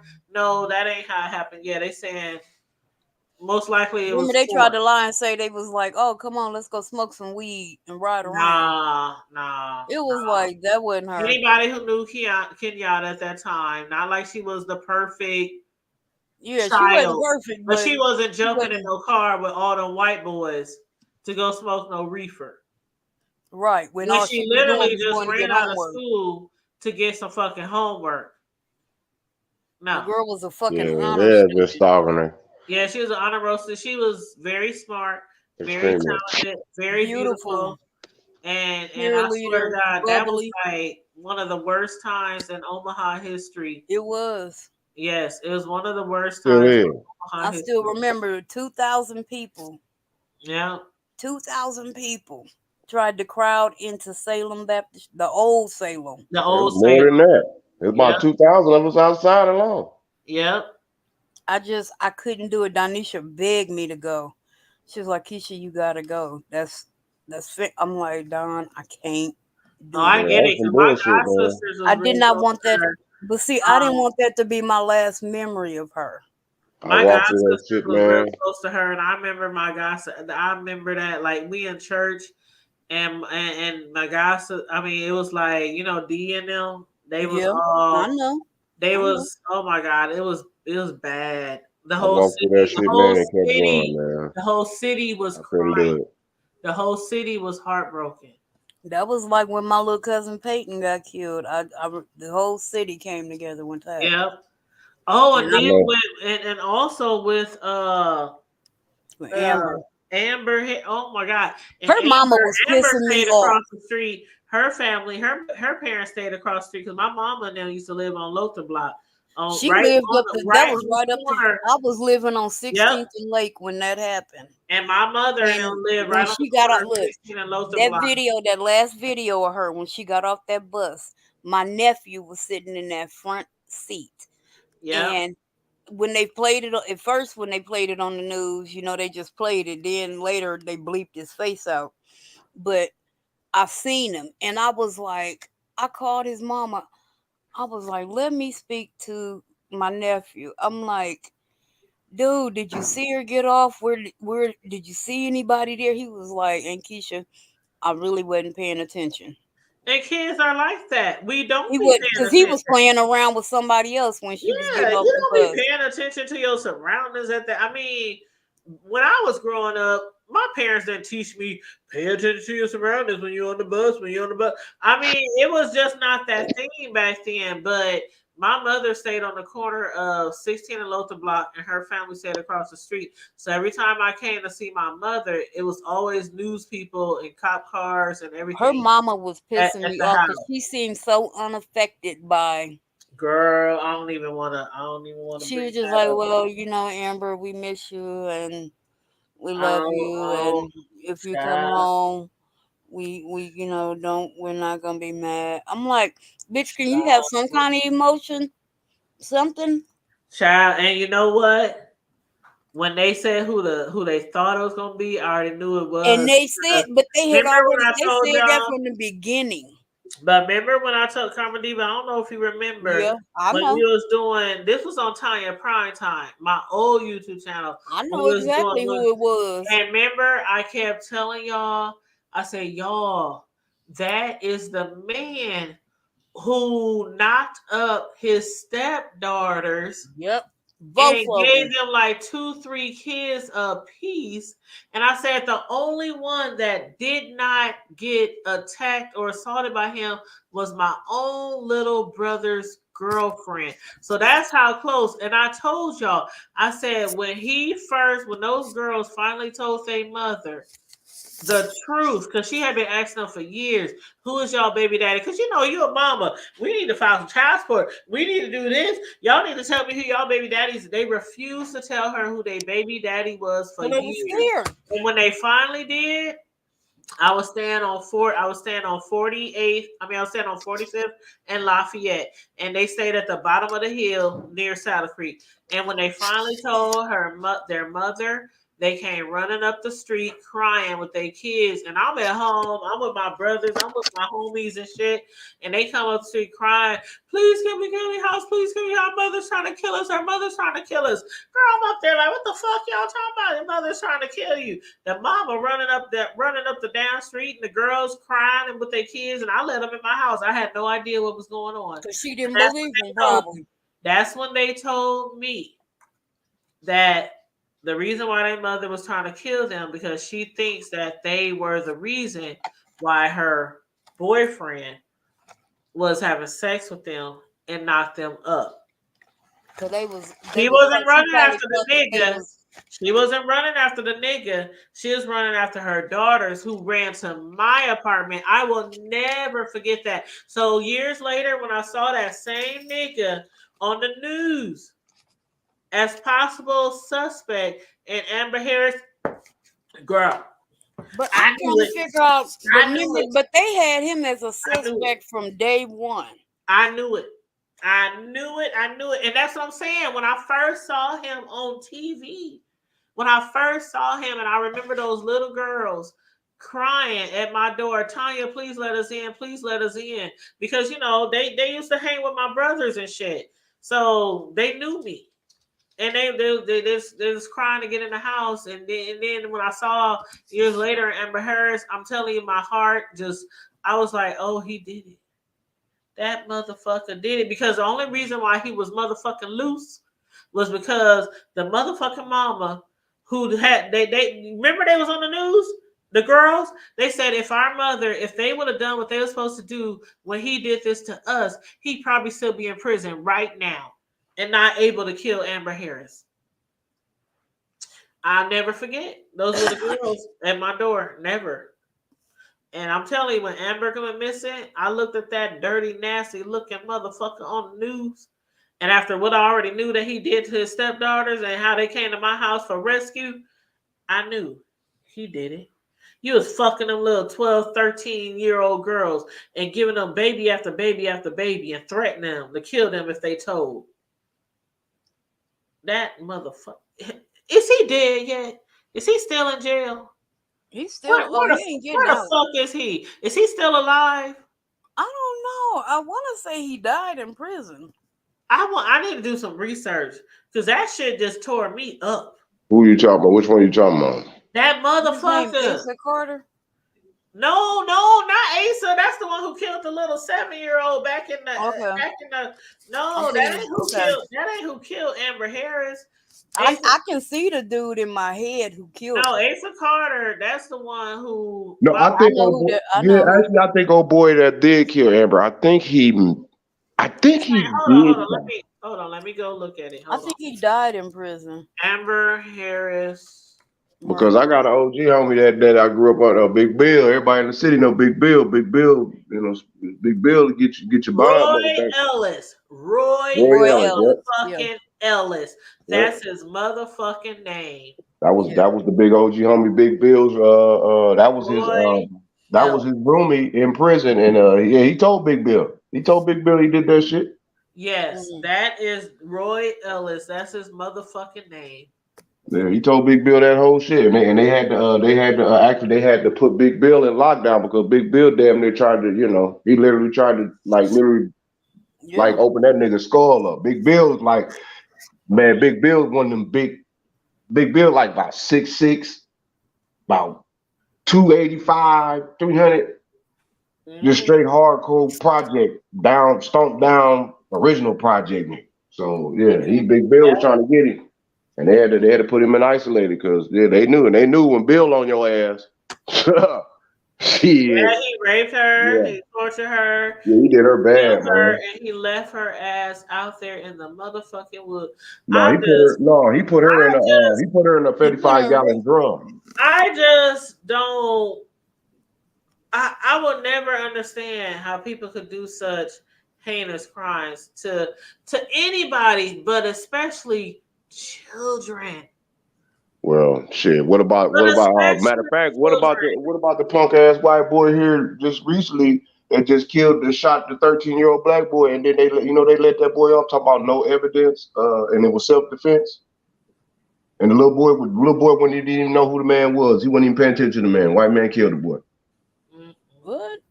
Yeah, this is recently. Yeah, look it up. It's a 13-year-old black boy just got killed here recently, and the white dude that killed him, they literally let him go. They dropped the case, charges, everything, prosecutor, all that shit. Yeah, that shit was self-defense. Yeah, that shit fucked me up, man. Here, I'm thinking of how many people, unfortunately, I know that have that shit fucked up. Been murdered and hold on, y'all. Tossed on the wayside, like my homeboy FD just this summer. And that breaks my heart. That, just thinking of him, he went missing, and then they find him on the side of the road by a cornfield. Oh, wow. It's crazy. I mean, this was a nigga that we used to sit in school and just clown. And ironically, I met him at a vacation Bible school. But he was a rapper and goofy as fuck. I mean, goofy. And then I end up dating his uncle. And then so we hanging out like that. Me and his sister tight as fuck. His mama, oh God, he had the sweetest mama in the world. And for him to get dead like that, I'm like, somebody had to set him up. And that, just thinking about him hurts my soul. That just. And you know what?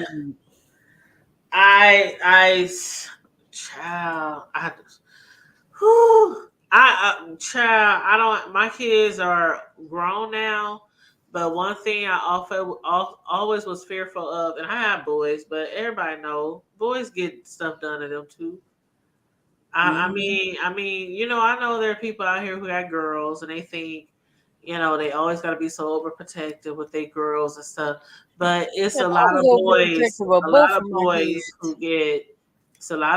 who get stuff done to them, and they, being boys, really don't want to tell. They don't want to speak up because they're boys. They feel like they shouldn't allow that. They should have fought it off. they should have, what kind of boy, what kind of man are them if they can't stop Yeah, somebody? and they wasn't You know what naughty I'm and saying? manly. What kind of Right. man And you gonna be? so, and with that comes, just like in prison, if you go to prison and you get attacked, a lot of the times we know that the guards and even they be like, well, you must have really wanted it. Otherwise, you would have fought them off. You wouldn't have let them do that to you if you was a real man, if you wasn't really gay, if you wasn't really, so a lot of young boys, they don't even come forward and let their parents know that shit happened to them. But I'm telling you, I really believe to the highest gods of the gods of my mother's life in heaven that I would probably do something really crazy if something was to happen to my children or to my grandchildren.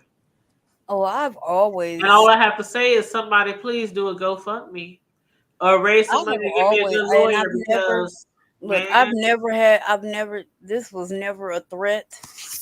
This was always a promise. yeah. Yeah. And I mean this with every fiber of my being.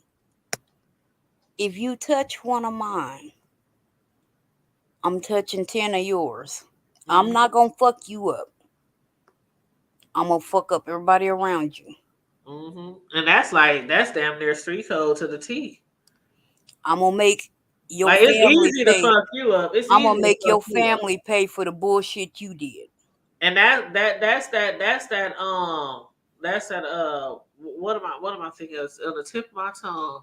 God damn, I can't think That's of like it. a mafia code. Mafia, girl, that's what I was thinking on the tip of my tongue. I'm like, that's mafia. I always wanted to be a mafia princess when I was little. I'm not even playing.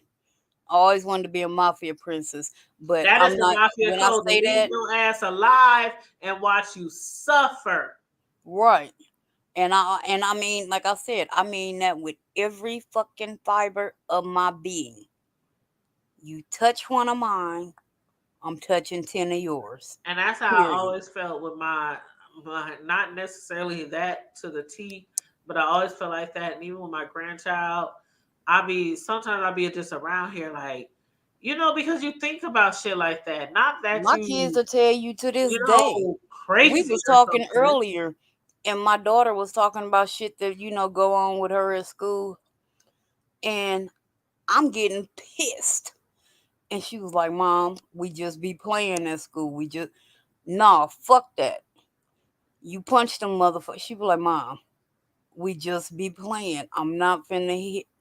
I'm like, you don't hit them, but you let them know you got a mama. I'm not gonna fight them on school grounds. I'm gonna wait for the little bastard to walk home from school, and I'm gonna get him in. Yeah, and then he can go tell his mom and his grandma, and they can meet me out here too. See, I'm that mama bear. Like when I was younger, growing up, my mother. A lot of people knew my mom and knew her to be kind and peaceful, and she wasn't that. My mother has never, since the time I've been born, she has never been about it, ride or die, nothing like that. She was like the turn the other cheek. She's all like total opposite of me. So when shit would happen to me, it was like it was me.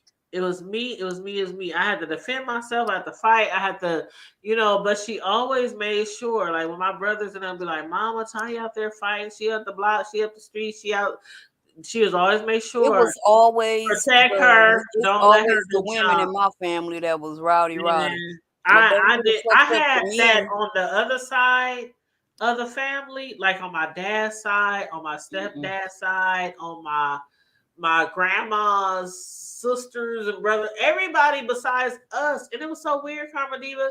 I swear to God, I would grow up. I'm not even playing. It's the women it's the women in my family that's gonna set it off. I would think that we're the only person who goes to church in the whole. Don't get it twisted. The men will get off. It take a while for them. They got slow fuses. The women, we quick to get it in. Well, I didn't have that. We ain't got time to talk. I ain't got time for that bullshit. You should have talked it out before that. Now it's time to get it on.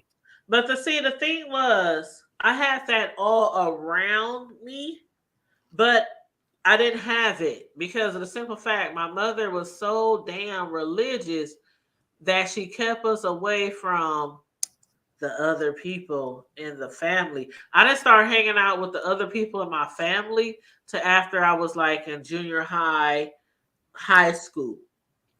So My like one of mom's my like, look, closest cousins to this day. I mean, we tighter than we tight. One of my closest cousins, we did not meet until we was probably like 24. mm-mm. And one of our other cousins introduced us, and we stayed a block away from each other on the same block. My They said, mama, your it was cousin live funny here, because your my cousin mama's live here. last name And was literally Jones. And she tell you, I'm a Jones. I'm born to get it on. well, me and my cousins didn't know each other, and we saw each other here and there growing up. But you know, when you don't see each other all the time, and then you become grown adults, you don't even hardly remember what they look like. Somebody you might have met when you were 5 or 10, or you know what I mean. So once we found out that we were cousins, like literally, like our parents were first cousins, it was like, dang, we never got to hang around and we got to talking and shit. And basically, my mother, she kept me away from the majority of my family because they were out there kicking it, they was partying. She was a Christian. No, They my was grandma, smoking, they my was grandma drinking, rolling they over in her was grave right now because my gang grandma members made and sure all we that knew shit. all our family across the city. Girl, But we I deep. don't think we'll ever know all our family, and that's like real shit. Mm-mm. I don't think We so deep. The little cousins didn't even. My niece and my little cousin didn't even know they was cousins. They was friends. They was tight. And that's But they how didn't we even. are. We have a humongous family, but it's the fact that, and see, this is one thing that I didn't do when I raised my kids. Even if there was somebody in the family who I knew was in the gangs or they probably was a bad influence, I didn't want my kids to hang around them too much. I still made sure my kids knew who they were. We still went over there on like holidays, like Christmases, like some. They probably wasn't all the way always around them people all the time, but I still made sure they knew who they were. And see, that's what my mother didn't do when I was growing up. She just kept us away from everybody who wasn't going to church all the time like her. So when But I grew see, the up thing and I met now, all these people, I'm like, oh, y'all cool. I'm meeting all these people when I grow now, up. like when my kids were younger, I used to take them over to their grandparents. They on the other side, their dad's people, because I wanted them because their daddy wasn't doing it, and I wanted to make sure they knew at least their immediate family on their daddy's side. So when they out and about, they can say, "Oh, that's my grandpa, that's my auntie, that's my uncle," you know. But there are so many of them. Hell, they grandpa can't even keep up with all of the family members. Yeah, because there's so many of them. That's like some of my cousins and stuff. They don't even know my real name. They still know me as Poo Poo. Oh hell, when I go to Texas, hell, I done got Christmas cards that say pumpkin on them. Girl, if And you one of mention my aunts, Tanya around I my got it. certain family members, they don't know who Tanya is. They be just like, Nobody. who's Tanya? When we Oh, go that's to Poo Poo. Texas, That's Poo Poo. when we go to Texas, my kids will tell you when we go to Texas, nobody calls me Keisha, nobody calls me Keontae. They all call me Pumpkin. Everybody calls me Pumpkin. That's, I mean, and most of my family up here, they used to call me that when I was little, but they done grew out of it, and now they call Don't me. we take my wife's nickname? Huh? No, we take my wife's nickname. I call my baby. That's my baby name. That's Pumpkin. As big as my family is in Texas, I'm the only Pumpkin in the family. So when they say Pumpkin, everybody know they talking about me. Is they down here closer to my area, or are they up north in north towards Dallas? My people in East Texas, they in Tyler. Oh, damn. Ooh. Well, they up in the Corsicana area. Yeah, they up in the Corsicana. They up in the Corsicana area. Yeah, my people up Tyler, in you Tyler. said Tyler, right? Yep. My Yeah, people from Tyler. Tyler. That's where my Earl mama Campbell. was born and raised. Yeah, that's Earl Campbell, the Tyler That's Express. my cousin. Earl is my cousin. Hey, old girl.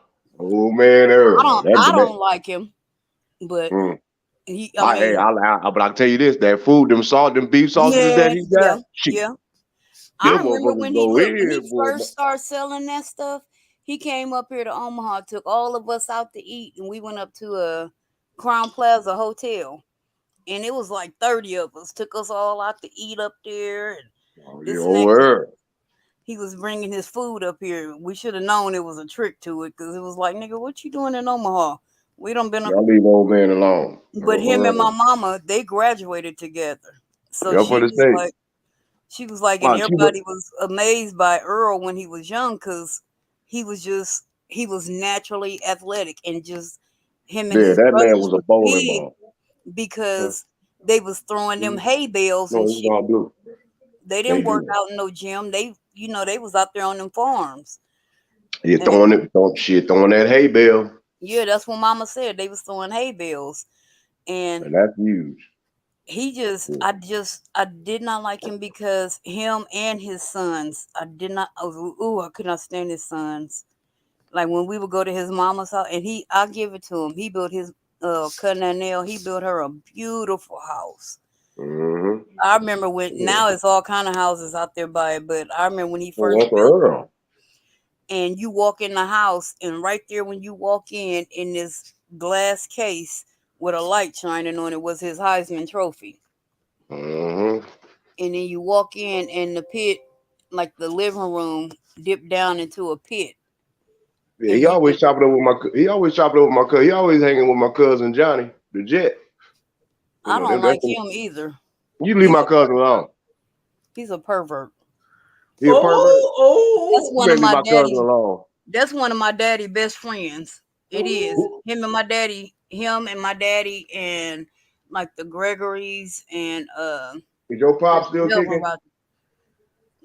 Huh? Your pop still kicking? Yeah, he is. Oh, okay. I'm gonna say next time you speak to your pops, ask him, shit, did he ask him, do he know my great uncle who was Johnny's granddaddy? James Roger. My daddy know everybody that James Roger. My and daddy, his mama Ardella. Look, my daddy lived. Oh, the Ardunas. Oh, hell yeah. Yeah, Ardella. Yeah, rest her soul. She died on me. That's our first cousin, his mama. See, Johnny my first. Yeah, Johnny like my first. My daddy lived in Seward Plaza down there in Vietnam before they moved to Maple Street. Yep. So, and he's a tech. He graduated '69 from Tech High. Yep. Tech High, and then won the Heisman of the game of the century. That 100+ yard return, and the only person ever beat that out is little Roy Halou. Man, with that Roy 108-yard Jr.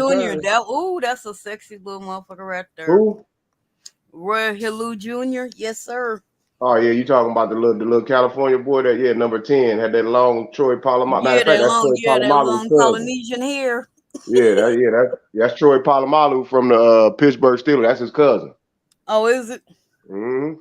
Oh yeah, them Polamalu, all of them, the Halous, Polamalu, all of them Johnsons, Rock, them Samoans and Polynesians, they all related, literally.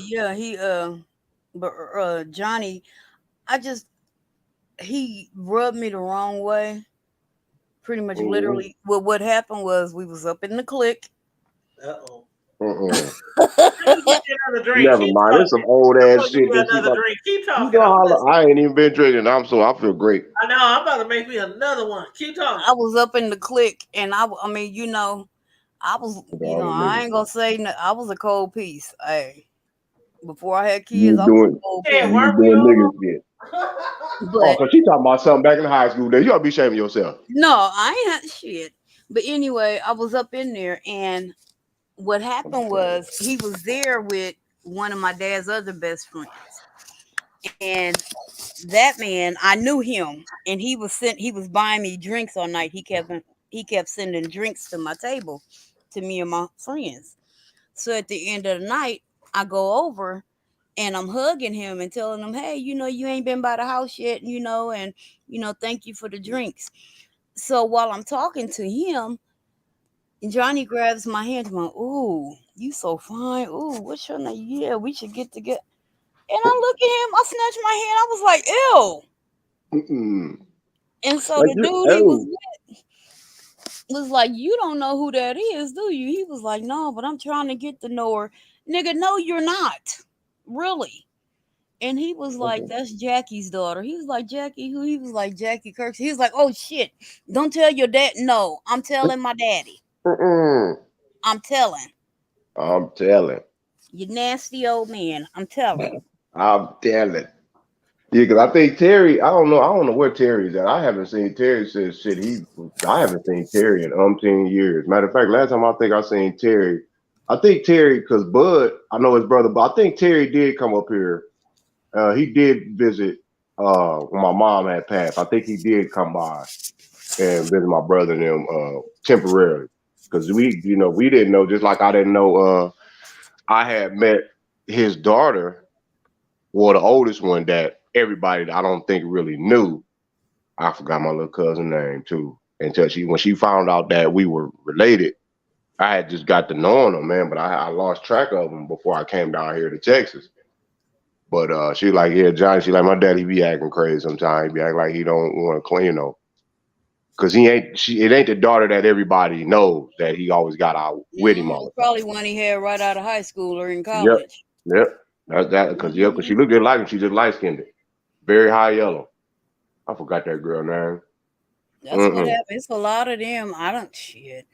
So when she found out who I was, she said, "Oh yeah," she said, "Yeah, you are my cousin, like you my." And then her dude was like, "Well, baby daddy was like, what you mean?" Is she said, "No, nigga, this is my blood relative. Like the same blood runs through his veins, through my daddy vein, and my granddaddy vein. My granddaddy, that's my granddaddy's great nephew." Oh, you ain't gotta say nothing else. Exactly, nigga. You better move the fuck on. When you fuck around and lose your shit. I had to tell my uncle's wife that when I was down in Houston. I told that bitch, I said, "That's okay. You got him wrapped around your finger now, but just remember, the same blood running through his vein." Because, I mean, this is my mama brother I'm talking to. I'm like, same blood running through his vein, running through mine. I was here before you, and I'll be here after you. Kick rocks and shovel gravel and do both at the same time.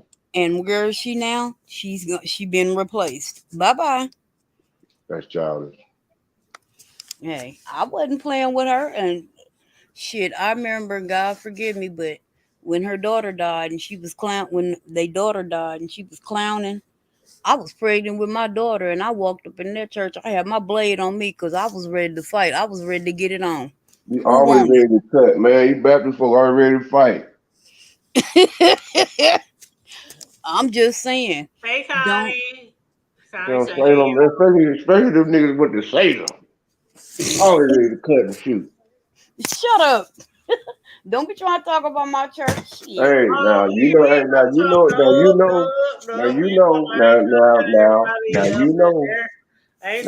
one of my godmamas was Cynthia Brew. Rest her soul. Now, come on now. Ain't Cynthia. Yeah, come on now. We ain't about to have one third North Omaha attacking the hood table because we talking about Salem. Yeah, now, come on don't now. be talking about Salem. You already know what it is. Yeah, you know what it is with Salem. That Red Wave people, man. Come on, that my granddaddy. That was Paul Richardson's good buddy, Red Wave. JC now, come on now. Reverend Wade baby until the day I die. You know what I'm saying? You got Wade babies, you got Kelly babies from over at the Greater New Hope, and you got Richardson babies from the Temple. I am Reverend Wade baby. Our family. It was Salem. It was St. Mark, Pilgrim. It was Salem. It was St. Paul, Greater New Hope. It was Greater New Hope. It was also Mount Nebo. House of Prayer. It was also Light of the World. Mm-hmm. Light of the World, child. I didn't know nothing about y'all. Woodall. Light of the World, child. Woodall. Pastor Mary Logan. I am Pastor. I am Reverend Dr. J.C. Wade Sr. Not junior, but senior. Reverend Dr. James Commodore Wade Sr. She said she is up under the auspices of the late. Oh my God, I heard her. She was up under the auspices of the late great Doretha. Champagne said, "Oh my God, Wade Wilkerson, don't play with me. Don't play." And Miss Marsha Wade Nicholson. Oh yes. And under the great soprano directions of the late great Faye Oh Johnson. Lord. And oh yeah, oh yes, oh Mm. yes. Mm. Miss Oh Bay, Lord. yes. Well, you know what, y'all? It's we've been on here almost 3.5 hours, so we about to I wrap didn't this even shit up. know. I came on late. It's all good. Y'all Yeah, know that's what I I'm talking gotta about. get up early in the morning. And Connie, she just coming.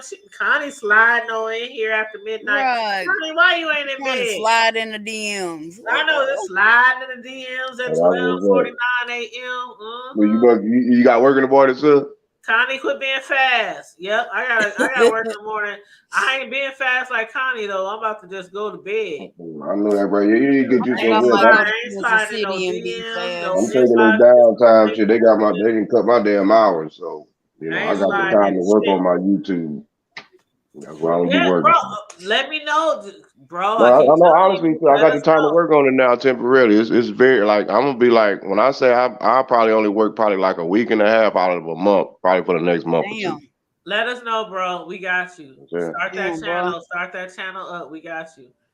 Oh, no doubt. So come on, Carp D. You know the nigga gonna keep a hustle, man. I'm gonna keep so I ain't tripping. I ain't We about to turn that I ain't channel no out. fool. We about to turn it out. See, Karma Diva don't be inviting us on her shit. Karma Yeah. Diva is like Sislo. Sometimes they go do videos on their shit and they don't tell nobody. No, I'm chilling. I'm just And then I talking. find out like hours later that they did a video. I'm like, It just be, I'll have a thought. I got a video I want to do now, but we supposed to turn each other's channels out. That's what we Yeah, supposed because to actually I want to start with if I do and whenever I do go live on a book with a subject, I'm gonna start uploading them like you were saying, telling me. I'll just a lot of that shit I'll keep. go live. Yeah, I'll go and upload that shit. Yeah, you can do uploads or you can do lives like we do over here. Just hey, anybody want to jump on the panel? Shit, just hit us up. I'm about to go live. I don't do I just need to figure out how to spam. I don't shoot a do bots. video while I'm watching, while I'm doing the review. That's all I need. Yeah, now, y'all know if y'all go during the daytime, most of the time I'm working. So if y'all go live, I can still be in the chat supporting. But if y'all go live in the evening, then I can be like jumping on and shit. But yeah, I can do my own moderating starting off for the moment. I ain't worried about no trolls or nothing. You can play what you want with me. Cause I got a couple people I know. Tell motherfuckers, don't play with me, it's play with your mama. 2023. And did y'all see my post on Facebook? My post about content creators? It might have not passed through my Yeah, I phone. told y'all content creators. I don't give a fuck if somebody say that you are not a content creator or they don't think you are the right type of content creator. If you use your own device that you pay a motherfucking Wi-Fi bill for, internet bill, and you upload or you do lives every day, you are a content creator. And you must do the best that you can to bring the best content that you can. So yes, I made a post about that a few days ago for the new year. So yes, all my content creators, go for it this year. Make it do what it do in 2023. All right. With that said, Karma Diva gonna sign off because my computer about to shut it down. Yes, let's shut it down then. Let's shut it down then. You got that old bootleg battery. We know about your. This is the computer today. I ain't on the phone now. Made a little watch. Made a little watch what to bless that battery. Between me and you. Between me and D and the battery. In the house of poetry. In the house of poetry. Why I say unto one and I say unto all. Watch. Pray. And be holy. Study the word. Yes, stay sir. safe. Be blessed. Remain vigilant at all times and always remember to what? Keep it good. And brush your teeth and free Kale. 2023. Oh, that's what we didn't talk about. Karma Diva, have you watched the last last Best Man? No. We watched that. The last of Surviving R. Kelly is on Lifetime now. The last chapter. How much more can they survive? It's the last chapter. They lying. That's too much lying, man. That's a lot of lying, man. Let me end this right now because, bro, we gonna discuss this. I ain't watching them liars. Yeah, we gonna have to come on the special weekend. What's up? What you doing Sunday? What you doing tomorrow? The final chapter. You gotta watch it on. What you doing tomorrow? What you doing Sunday? Hey, I will hit y'all up, okay? Yeah, that's what you do. I'm gonna hit y'all up. I'm gonna have y'all both. Y'all need to watch that. The final chapter. I'm good. What's it on? Oh man, I ain't even watched the second one. Really? Free Kels. Really? All All right, whatever. What is it? I want it. Fuck else. You me and champagne. I Champagne. want it. Thank you. Free Kels. What is it on? It's on Lifetime. Karma Diva tripping. No. Okay. Karma Diva, We really. gotta watch the final Yeah, don't like chapters the man that's a musician. because you know Lifetime was gonna do something more once he got locked up and got sentenced. So this is like the final chapter, but they putting out more information too. They putting out like exactly how much Aaliyah's family was. I mean, they putting out tea. They putting out tea. Okay, I'm gonna holler at y'all though. I gotta work tomorrow, and then I'll hit y'all up and let you know. Bro. Yeah, do that. Tomorrow evening when I'm ready to go live. But yes, Yeah. love you guys. Love you on purpose. Happy Peace New and love. Year. Blessings to you all. Smooches, smooches, Sure. smooches. And Yeah, all that good shit. Goodbye. yes. All All right. right, All right. y'all be good. Giggle. We out of here. We out of here. Deuces. Peace. Bye.